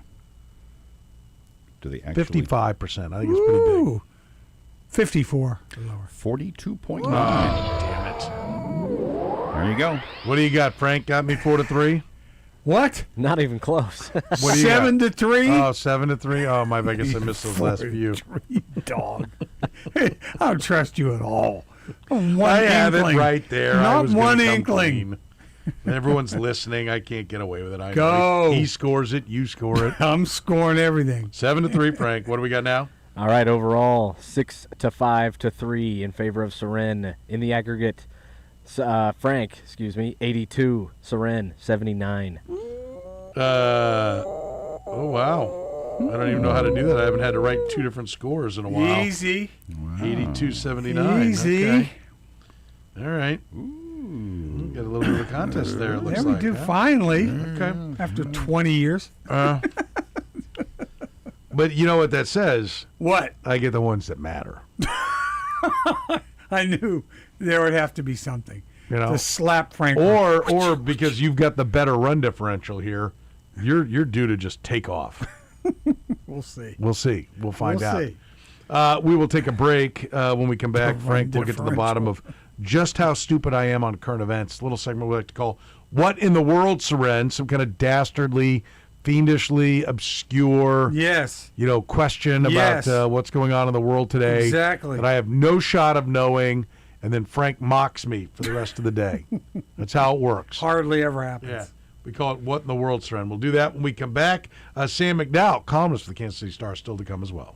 The program with Soren Petro. I mean, it's chicken. It's fried chicken. I like fried chicken. Weekdays from 2 to 6 on Sports Radio 810 WHB. Listen, the days are getting longer. That's right. The sun is staying out longer. That means more beautiful time, more beautiful weather on the way for you to enjoy a deck, a patio, a screened-in porch. If you don't have it, what are you waiting for? Cass and his team at All Weather Decks are Kansas City's best when it comes to building beautiful outdoor living spaces. It's what they do. They've been doing it for going on, upwards of 20 years, 15, 16, 17 years now. All Weather Decks is a 24-time winner of the Angie Super Service Award, and they carry an A-plus rating with the Better Business Bureau. Listen, they work all over the metro. So if you've been told, hey, we don't work in that part of town, give All Weather Decks a call. I'll bet you they'll build your project. Call 913-206-1974. Find them on the web at allweatherdecks.net. At their website, it's a great place for information. Photos of finished projects, that's a great place for you to get an idea of the kind of work that they do. You can see all those awards as well. That'll show you Best of Houses Awards winner. They are absolutely Kansas City's best. And those photos will show you the caliber. We'll even give you some ideas what you might want. Decks, patios, screened-in porches, outdoor fireplaces, fire pits, you name it. They even extend roof lines of houses out over a great indoor-outdoor space. Maybe you want a screened-in porch that looks like it was already part of the design when the architects designed your house. They do that. No job is too big for All Weather Decks. Get a free consultation today. Call 913-206-1974. They're only 6 or 7 weeks away from starting your project. That means tons of beautiful weather for you to enjoy this year. But you got to call. Call 913-206-1974. Tell them you heard it right here on Sports Radio 810. And find them on the web at allweatherdecks.net. Again, the website, a great place to get things started, including even getting the estimate started right there at allweatherdecks.net. And relax. Graduation season is here, so celebrate your grad with La Feta Italian Delicatessen. Pick up rocket sandwich trays on fresh Italian bread baked every morning, or impress your guests with La Feta charcuterie boards. And don't forget La Feta caters grad parties. Visit La Feta at 143rd and Metcalf and make your celebration delicious. Hi, Justin Mahoney here, president of First Business Bank's Kansas City region. With all the bank mergers lately, banking can feel uncertain, but rest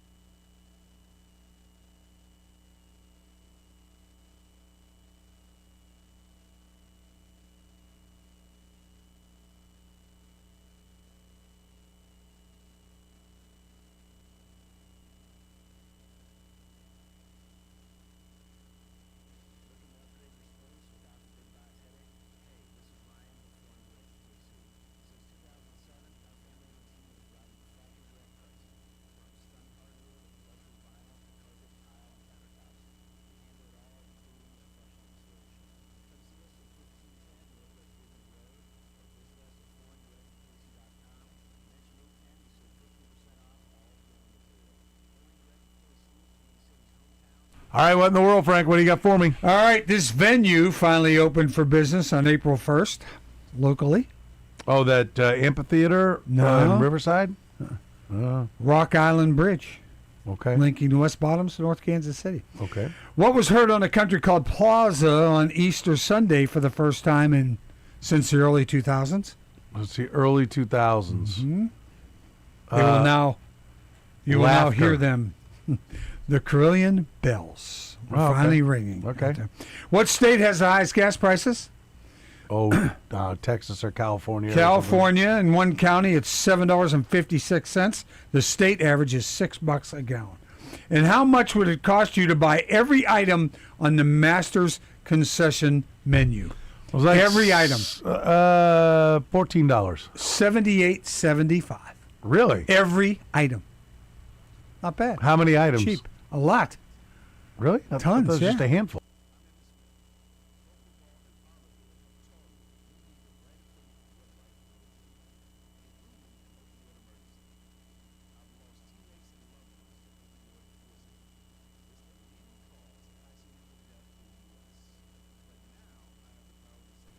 All right, how many teams have scored more points in a single NCAA tournament than this year's Michigan team? Brought to you by La Feta Delicatessen.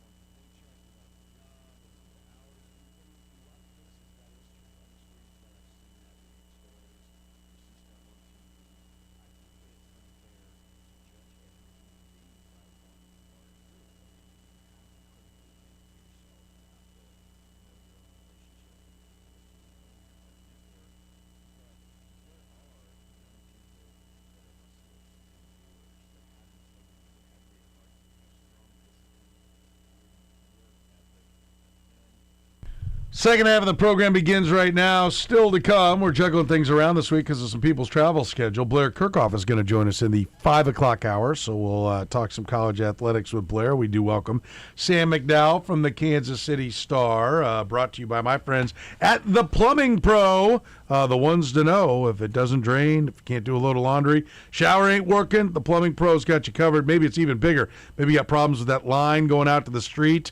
They've got experts in every line of plumbing, whether it's sewer, septic, drain installation, repair, you name it. The guys at The Plumbing Pro are the ones to know. You need underground sewer or water lines replaced. They have their low-impact pipe bursting. It helps save your landscape, your driveways, and sidewalks. If you got that line that goes out to the street, you get a lot of people, oh, you got to buy insurance, you got to do this. We're going to have to come in, tear everything up, tear your driveway up. You can actually run a new pipe through the old pipe, that old, I don't know if it's like ceramic, but what the old pipes are made of, it just basically cracks around it. And now you've got a new modern pipe going all the way out, and you didn't have to tear up your landscape or your sidewalk or your driveway. The Plumbing Pro, the littlest job, the biggest job, they do it all. The one to know is The Plumbing Pro. Call 816-763-8200 or find them online at theplumbingpro.com. Sam, how are you, buddy? I'm doing great. How you guys doing? Good. What's your takeaway from Michigan winning the championship, this tournament, this season? Overall, you got any takeaway from what we witnessed with the college hoop season this year? I mean, I really enjoyed this year. I told some buddies that because I think the past, I don't know what the data would say on the popularity of college basketball, but it's got the feeling of maybe the past 6-7 years haven't quite had the same popularity as the past. And I told some buddies who weren't as into college basketball anymore, I said, this is a year to get back into it. There was just so much talent this year. And I thought the teams that were great were really great. And obviously Michigan was one of those teams. I had thought all year that Arizona was – Michigan were kind of 1A, 1B. I still think that's the case. Michigan caught them on a pretty good night for Michigan. And I felt like that Final Four game was the national championship. But, I mean, applaud UConn because, I mean, I think UConn did everything they could to make that a competitive game. And one of those things was, I mean, Michigan could not hit a shot and still won the game. Yeah, they didn't hit anything from outside and threes. I would have agreed with you on the Arizona-Michigan thing, and the one game is not enough big enough sample size to say it. But I do think that all year we talked about how Arizona doesn't need to hit threes. Yeah, they do. Like, it would have really helped. I mean, Michigan going into that game at 308 threes on the year, Arizona had 200. And I do think could Arizona have won a championship? Sure. If they had a good day and Michigan had a bad day, I think Arizona could have got them. And I think Arizona may very well have won a championship game. They were certainly good enough to win a championship. But I do think Michigan was more diverse.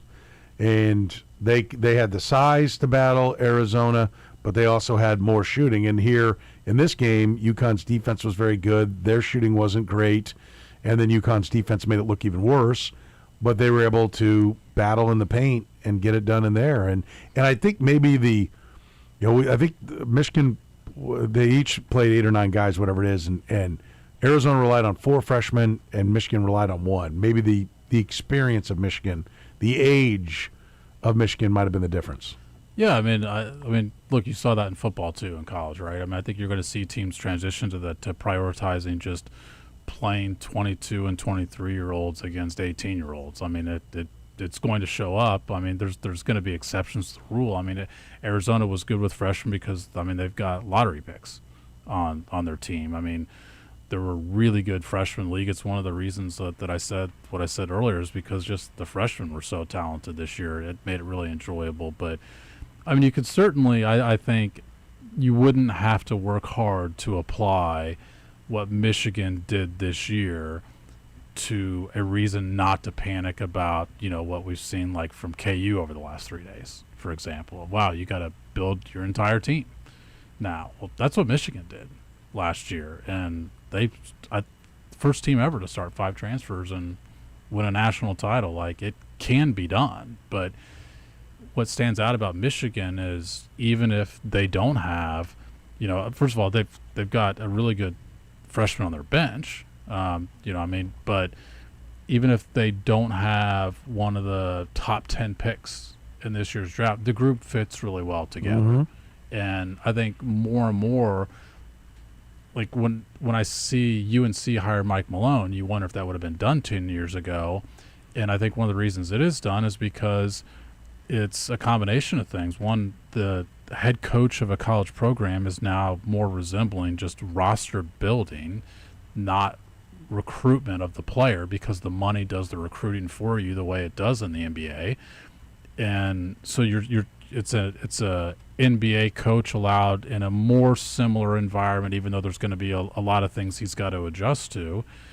And it's just about the fact that the best teams in the NBA are not necessarily always the guys who are the most talented. It's guys who fit really well together. And it's I mean, this is both I think you could use this as a compliment to Mike Malone's NBA career, but also you could use it to strike against him, the fact that I don't know that he coached an all-star in Denver outside of Jokic. And I don't think that Jokic had ever played with an all-star for first 7-8 years of his career. But that group fit so well together that won the championship there. And to me, that's what the roster building in college needs to be. There's got to be a purpose to the roster you're building. It can't just be the most. You obviously want talent and try to mold them into fitting together. But man, it's great when you've got guys who already fit together for a reason, because their style of play can fit well together. Yeah, I think we can save Malone for a second, because I do want to get into that with where North Carolina was. Where is Michigan better than Kansas and Missouri? When you look at Michigan, you go, they do this better, this talent's better, they do this better. What would you identify and say, this is what Kansas and Missouri were lacking compared to Michigan? I think the first thing is exactly what I was talking about. I think the group fits really well together. It's a group of 5 transfers who look like they've been playing together for 4 years, even though they haven't been. And I think that's a product of the group that you built, where it's pretty defined who does what. I mean, but Michigan also, I mean, they certainly play above the rim. I mean, they got the dudes to play above the rim, both because they're long and some other dudes just because they're really athletic. They play really physical. They get after you on the glass. And I think that was pretty representative along a lot of the teams that made it deep into this. It's why yesterday's game, last night's game, stood out in the way it did, is because both of those teams are teams that get after you physically and also get on the board so much. One of my other takeaways from watching last night's game, when I was sitting there watching it, is what a tough game to referee, because it was just such a physical game, especially for any loose balls and rebounding, and lots of rebounds too, because I know this is never going back, but I just don't like watching it in the NFL arenas as much as I did college basketball arenas. It's very clearly harder to shoot in that environment. I mean, Michigan was practicing at their actual football stadium, even with no one in the stands, just to get used to the fact that the depth perception is going to be different. I would rather watch the game at its peak, and I did think there were some shots last night and the entire Final Four, really, that weren't made with the same consistency that I think those teams made them with all season. Yeah, I'd be interested to know how many of UConn's rebounds were volleyball tips. Yeah, because I was surprised to see that, UConn out-rebounded Michigan 46-39. Now, that's a lot of rebounds. It speaks to your point. There are a lot of missed shots. They keep track of that stuff. VTs. Yeah, is that what they are? Yeah. Volleyball tips? Yeah. But, UConn. Adjusted VT. UConn. VT plus. Yes, VT created. Yeah. X VT created plus. Expected VTs. Yes, exactly. UConn crashed the glass and kept a lot of things alive by doing that, especially Caravan and Mullins crashing down, and you'd think Michigan's going to get a rebound, and they also did some nice job of knocking away balls that it looked like Michigan was going to bring down before they could get the ball down and secured and wave it around. They were knocking it out and doing so. It was almost like steals, but I think it may have gone as rebounds. But yeah, it was a tough game, and I think the referees did a pretty good job of they started racking up some fouls early, and they're like, "Are we going to foul everybody out? We're just going to have to let them play. This is how they want to play this game." Because they got Cadeau in foul trouble, and I think that was kind of like a warning, are we going to start taking over this game by fouling out important people? And a few UConn guys, had 2 in the game. It's rare you say it this way, but I actually praise Dan Hurley for keeping his composure the way he did for most of the game, because I think most of us who have watched Dan Hurley a lot expected him. Oh, yeah. The foul totals were 11-4 at one point to kind of be the story where his antics on the sideline. And I think if you had never seen Dan Hurley, maybe his antics would have stood out. If you've seen him a lot, I think he seemed pretty poised throughout that entire game. The guy it cost him the most was Solo Ball. That's who they lost a lot of minutes for. He only ended up playing 16 minutes. Well, I actually think Hurley went away from him in the second half for too long of a stretch. He picked up his fourth foul, maybe like 16-ish minutes, I want to say. And it was 10 minutes of game time, and I thought it was too long to go without him. I'm here to tell you, and I can't remember who did it the other day. There's somebody in the tournament who finally did it.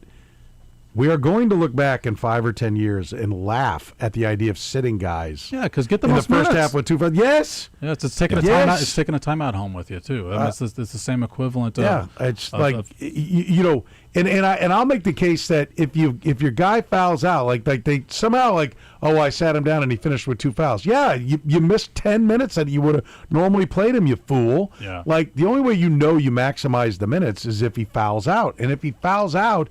To me, it's like we always talk about on different things, like we'll burn the boats. Like, okay, he's out. So it's you guys. Here we go. There's no well, when's coach? Is he bringing him back in? Is he bringing him back in? Let me look over there. I don't know. No, it's like it's just us guys. We got to go because he's out of the game. It's ridiculous. And there was a prominent coach who did it, who reinserted somebody with 3 in the first half and put him back in. You sit him down, you give him the talk, and then this is what we got to do. Here's it, and now get back in there. And it's ridiculous. It's just high school basketball, and it was 30-plus years ago. But when Raytown South went unbeaten in 90, Javon Crudup was the big star. He got his 4th foul with 2 minutes left to go in the first half. And you foul with 5 in high school basketball. And he sat for a couple of minutes, but he started the second half, and he never pulled him out. He finally fouled out with a minute and a half left after he'd scored 20 points in the second half. He went, that's my guy. You're going to play until you're out. I remember a game back in the day when Gary Grant, I think it was, played for Michigan, was their main point guard, and he got a 4th in the first half, and he finished the game. Yeah. You know, I mean, it can happen. What was the case? Was it Bryce Brown? No. Barry Brown. Barry Brown, who in the tournament. It was the worst moment of Bruce Weber's career. He sat him for 16 minutes. The tough part with last night was I thought Ball. Look, UConn advanced. They got the most out of what they had. Mm-hmm. And, I mean, Mullins has a lot of potential, but, I mean, his shot failed him, for 3 months. He's the guy they wanted to be the one who shot 40% from 3, but he didn't shoot 40% from 3. He really struggled down the stretch of the season. But what ended up happening, I thought, the way UConn was built to where Ball was the only guy who could both create his own shot and make his own shot. And they didn't have a lot of other guys who could create. And what you saw with Michigan was Caravan had a little bit of he wasn't going to put it on the deck for 10 dribbles, but he can't drive though, can he? I don't know if he's good at getting over behind a screen and extending. But that's not creating your own though.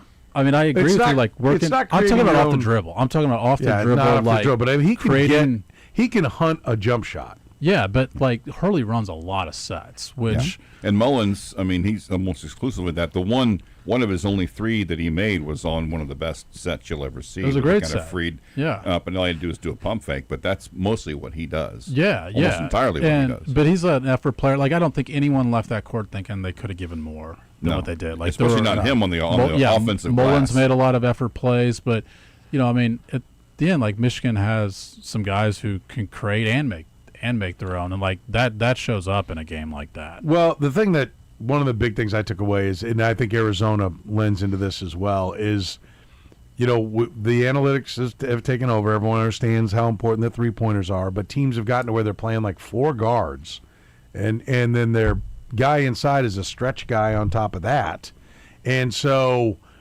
I think Michigan, and I think it's clear it's been Dusty May's plan. He had a 7-footer when he was at Florida Atlantic. He had multiple guys 6'9" plus. Arizona had multiple big people. No, we've gotten too small, and you're getting to where you're going to let me shoot 62%. I said it earlier today. I'm we get it. 33% from 3 is the same as 50% from 2, but 38% from 3 is not the same as 67% from 2. And when you get so small, and you allow the big teams to play big in there, they can score at that kind of clip, and that changes things. And you still want to shoot from the outside to space it and open it up, but Michigan had multiple guys that could get after you inside. And when the three-pointer failed them, they said, okay, pound it inside, just keep going inside. I also thought Dusty May did a nice job of speeding things up with this little kind of token full court. Kind of got UConn having to hustle the ball across to beat the clock, and then which kind of already had them moving and kind of had them getting shots up quicker than they wanted to. And he really, I think, Michigan taking control before the half started when he started speeding them up. And it wasn't this, he got 3 steals for breakaway dunks. He just managed to turn up the speed on the treadmill, and that got them more possessions, and that got them in control of the game before halftime. Yeah, I first of all, I agree with you on the size thing, which is just the cyclical nature of really a lot of sports. I mean, we've seen the NFL turn over in a lot of different ways, but that's applicable, I think, to when you look at like the 2 tournament teams that we had locally with Mizzou and KU, is they had the 4-man to play that way. They didn't have, Mizzou didn't have the 5-man to help them play that way as much. They didn't have the consistency with the 5-man. Phillips was inconsistent. As far as scoring, or as far as they had 40 minutes of 7 foot that they could put next to Mark Mitchell. Yeah, literally, yes. They had the defensive part of it. They didn't have the offensive part of it. And then with KU, Flory was great, but he's not a 5. I don't know that he's a 4. He's 6'7".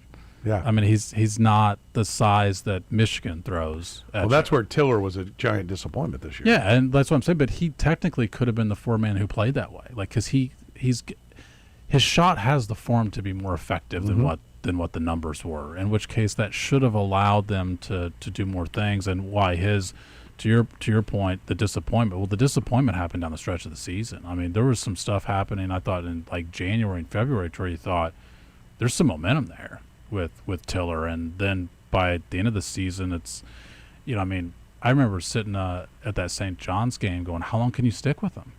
Like, he gave you nothing against Houston at 2 games ago. Like, how long can you stick with him in this game? Well, I will add in that, first of all, no one's giving $5 million to Flory Badunga, but I'm hearing the numbers more like 2.5.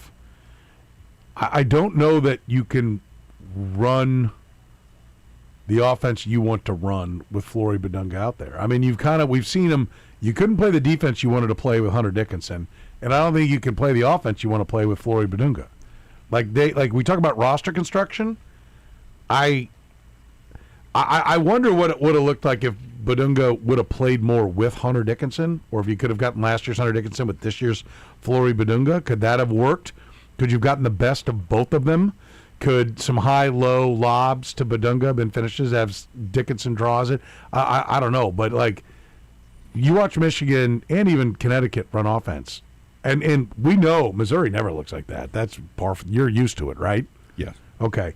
Kansas usually can look like that. It didn't look like that this year. Yeah, and the tough part for me with that equation is, and look, this isn't an original thought. We've all said this at some point, but Bill Self's greatest strength as a coach at Kansas for 23 years has been developing his own players, and it's been from year to year. Just the improvement that they've shown from year to year. And so I think when you think about who KU wants to keep, and obviously all but, 3 guys on their roster have declared for the transfer portal, only one who was actually in the rotation. Cole's the only guy, right? Yeah, he's the only guy who's actually played minutes.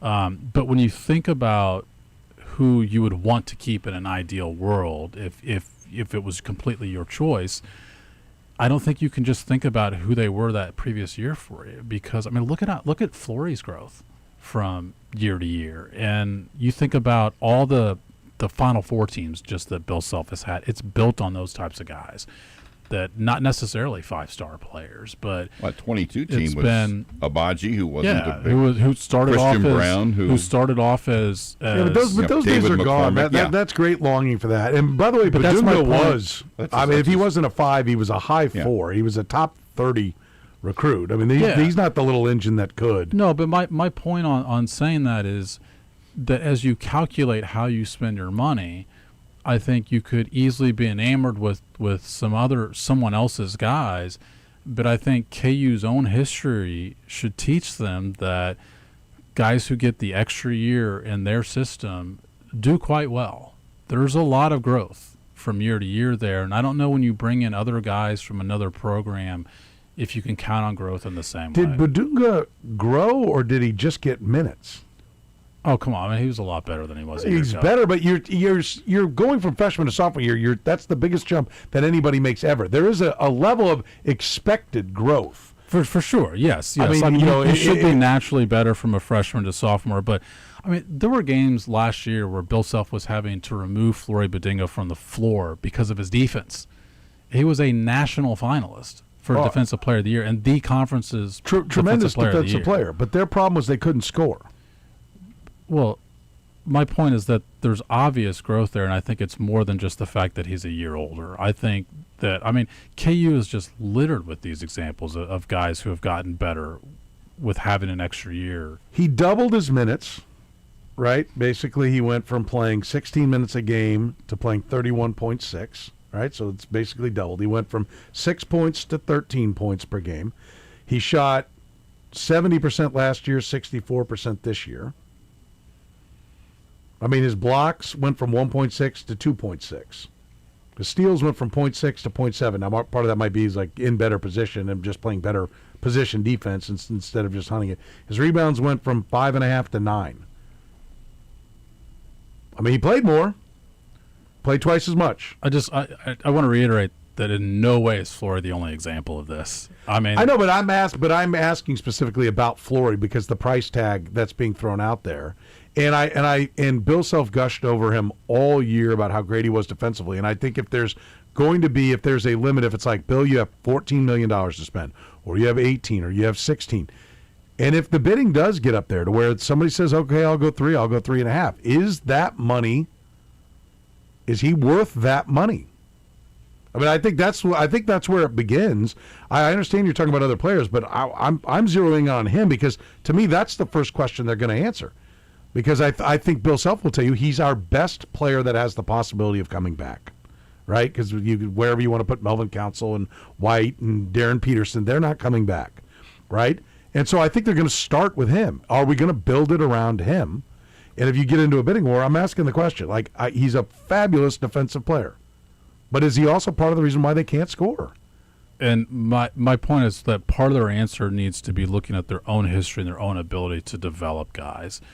And it's on them to determine whether or not he can follow the path of, I mean, Cole Aldridge was a heralded recruit when he came in. His freshman year, he was a defensive guy. He didn't play. He didn't, but he also didn't play to the Final Four. I mean, that's my. But he also didn't have an offensive game. He didn't play. I mean, and again, the biggest jump generally growth-wise will come between freshman and sophomore year. You think you know playing hard, and you don't till you get out there and see what college kids are doing, and you get into a college weight room, and you get the month 13, 14, 15, 16 in that weight program, and, you start to look more like a man. All those things go into it. But Cole, by the way, and that was a time when Cole Aldrich really didn't need to play because they had Sasha Khan and Darnell Jackson and Darrell Arthur, and I think I'm even missing one more that they had up front. And that was just for 2 spots because they had all kinds of guys Darnell Jackson out on the wings. What did I say? No, I was adding. Yeah, I thought I said Darnell Jackson. He said Darnell Jackson. But anyway, but then Cole Aldrich comes back the next year. All those guys are gone, and Cole Aldrich becomes a focal point. Listen, Bill Self's forgot more about basketball than I'll ever know. But if there are 2 things that I would say, here, basketball gods, here is my case. You're the Supreme Court of basketball coaches. Here are the 2 things I would like you to rule on. Does he not play the young guys enough early? And knowing what they are. Because, Cole Aldrich was really good against North Carolina. He shut down Tyler Hansbrough that year. Well, what could he have been doing? I mean, Darnell Jackson played nowhere.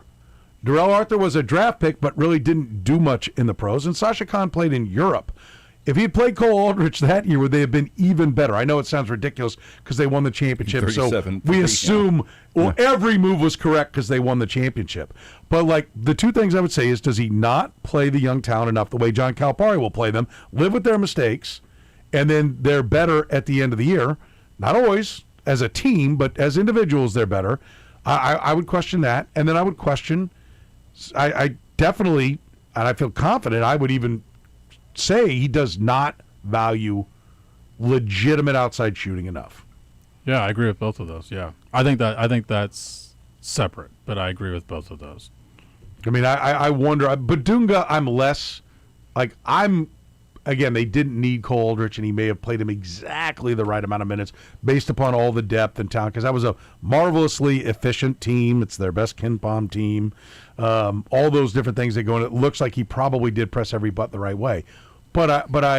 And Flory was a much more unpolished player than Cole Aldrich was. But there are similarities in the sense that they're both shot blockers and defenders. Cole Aldrich was much bigger.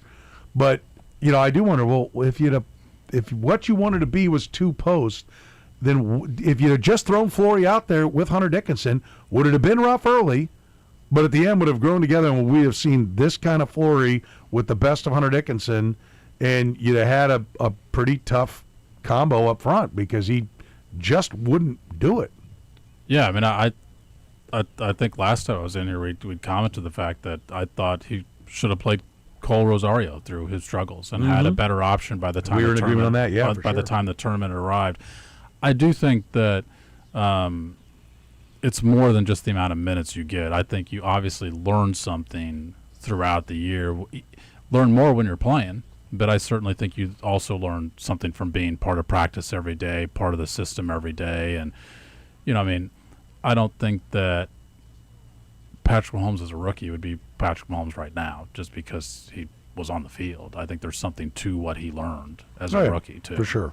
Different games, too. Different sports, when you're talking about. But yes, absolutely. We're talking to Sam McDowell here in the program. He's brought to you by our friends at the Plumbing Pro. Listen, the Plumbing Pro can help you out with that tub and shower remodel. I know, because they did it for us, and they did a phenomenal job. They've been here in Kansas City since 1980. They've got a great special going on right now. Ask for the Petro deal and get $2,000 off a new tub or shower replacement. The Plumbing Pro.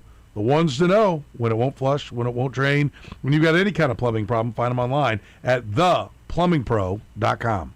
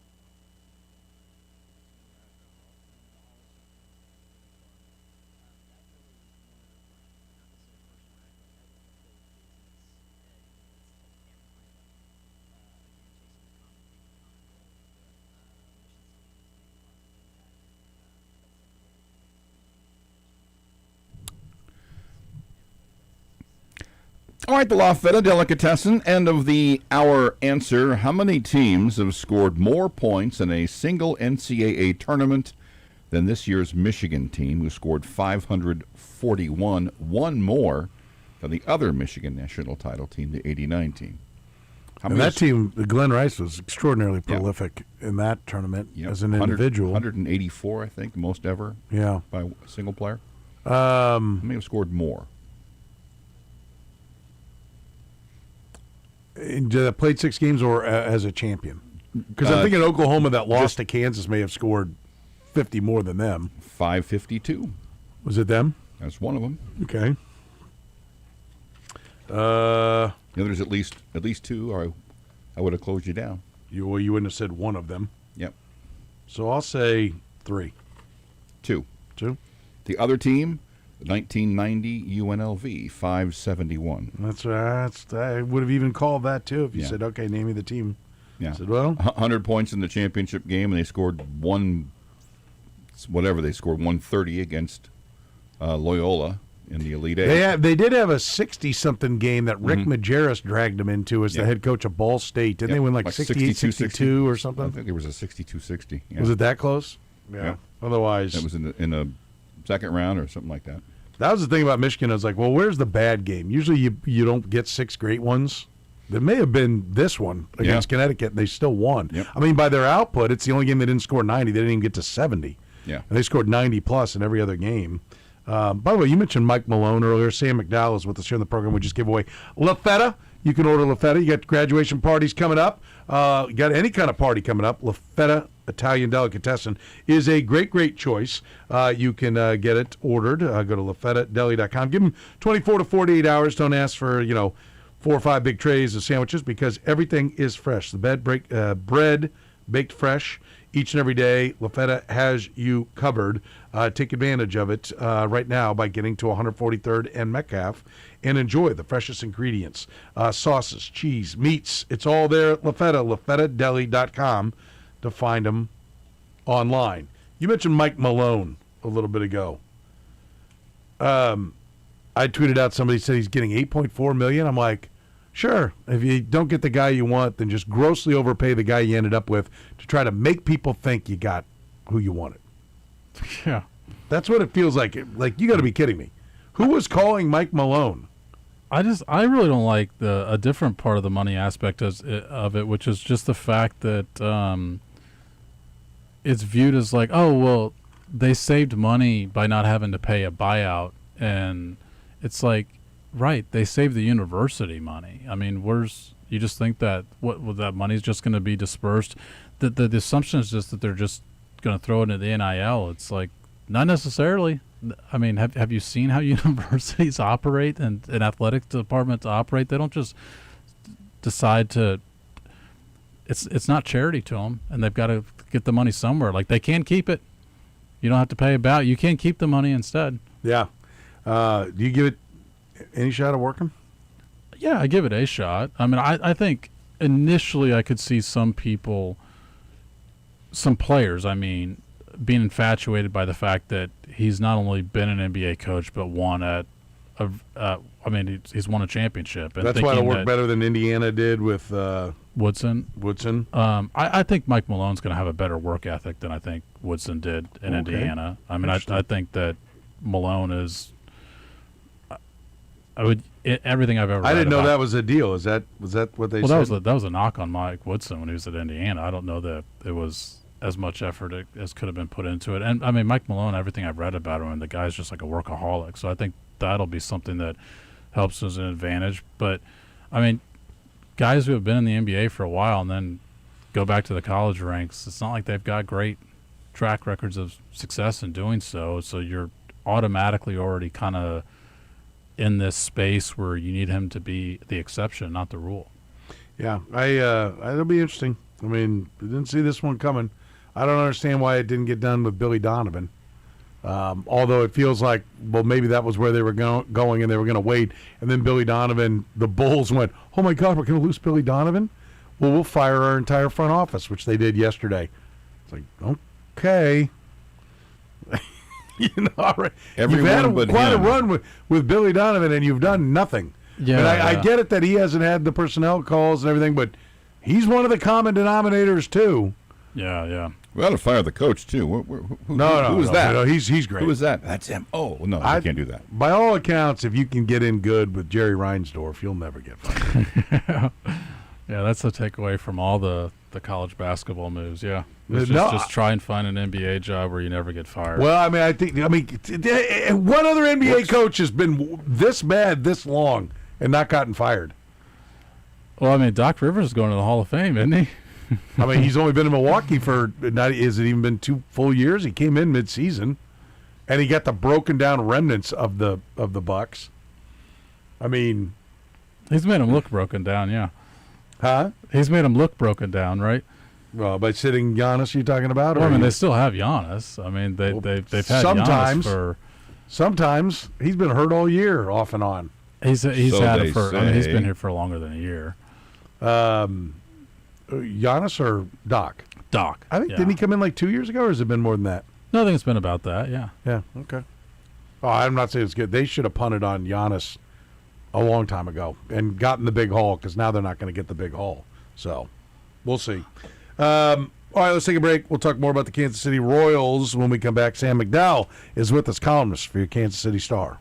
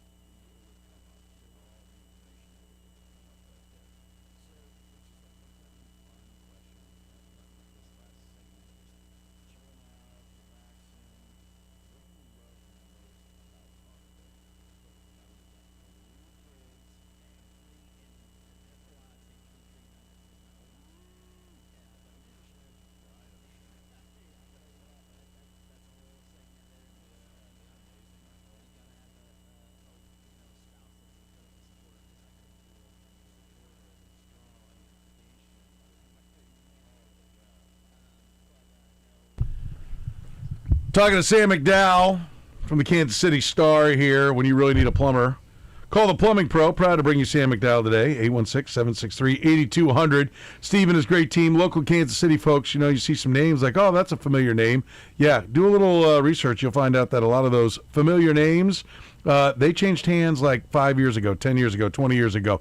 You want a great local plumber that knows the plumbing business forward and backwards. That's the Plumbing Pro. Steve and his great team have been in Kansas City since 1980, solving all your plumbing problems. The one to know is the Plumbing Pro. Find them online at theplumbingpro.com.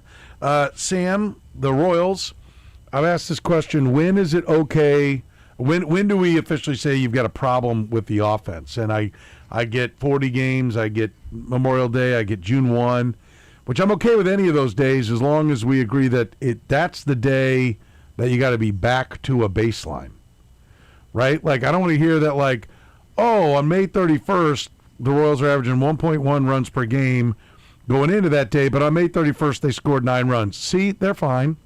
No. Like, you know, when is it like, okay, alarm bells?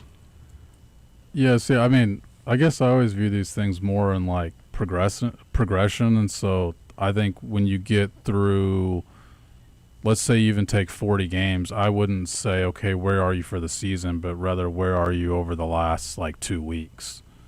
And I think that's about, a quarter of the way through the season is when you should be at that point hitting like you expect to.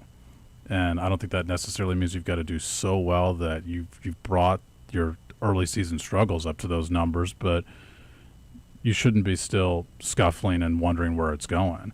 What's so bizarre about where the Royals are now is it feels very familiar, right? Because of their rotations really produced. I mean, I'm guessing based on, without doing the calculations, that based on Noah Cameron's start today, that certainly should bring their starting rotation ERA back under 3. Great spot to be, and then you're 5-6. And so it feels like you have this familiar thing that you did a year ago, even though the rotation obviously went through numbers a year ago with not having a ton of guys that were healthy. And it's not familiar, though, because the root of the struggles are different. And last year it was you had about the worst 7, 8, 9 of any team in baseball, and the overlap was with the outfield because a lot of times that was your 7, 8, 9 were your 3 outfielders. And I actually done the calculation before the season that the Royals started to basically, if the Royals 7, 8, 9 was exactly league average a year ago, so you up their slugging percentage, you up their on base percentage, and therefore you're driving in more runs, but you're also on base to allow the top of the order, which was pretty good last year, to drive in more runs, that it basically would have led to like 3 more runs was what I calculated. The traditional wisdom is that about 10 runs is a win. By the way, 2.90 with today's start. Okay, tied with the for third rotation. best in baseball. Yeah. So you've got 50 some more runs. That's like 5.2 or 3 wins. They missed the playoff by 5 games last year. So you're thinking you only need the 7, 8, 9 to be average. Like this thought that you've got to find an all-star. It's like, no, you just can't be terrible out there. You can't be the worst in baseball with your 7, 8, 9. Well, the bottom of the order has hit some this year. Yeah. And even when like Isaac Hollins hasn't hit, a couple of games. Yeah, I mean the bottom of the order at one point this year, and I wrote about this last week, had reached base 12 straight times.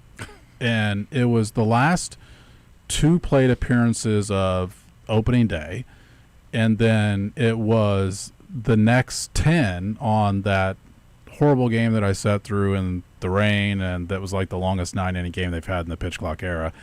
But their 7, 8, 9 loaded the bases twice, but their first time up it was all 3 reached base, second time up all 3 reached base, third time up all 3 reached base, and then Jack Caglione got on base his 4th time up. So 12 straight times.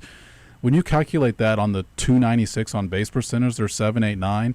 Last year, their odds of doing that last year was like 1 in 2.2 million. I mean, outrageous. It was an outrageous number. Well, this year you've got those guys like actually doing something for you, but then your 2, 3, 4 hitters are giving you nothing. Their right- three worst right OPS here. positions by where they're played are coming into last night's game. I haven't reconfigured it since, but DH, first base, and shortstop. I mean, Bobby Wood Jr. doesn't have an extra base hit I know. this year, and With like 7 stolen bases, he's walking. yeah, I mean he gets some cheapies with extra base hits, which is a credit to how quickly he gets out of the box, how fast he is, but like he can turn singles into doubles. I mean, through today, their OPS, their 2, 3, and 4 hitters is 593. It's almost 200 points lower. I think it's a than it was reason to year believe ago. that's going to change. Exactly. 7-9, 838. Exactly. Which guys would you more likely want to be struggling right now because you have more confidence they could turn it around? I It'd be think it's these those guys. 3 guys. And I think they feast on the White Sox. Yeah. That's what we hope. Sam, I'll talk to you on our podcast tonight. Yep, sounds good.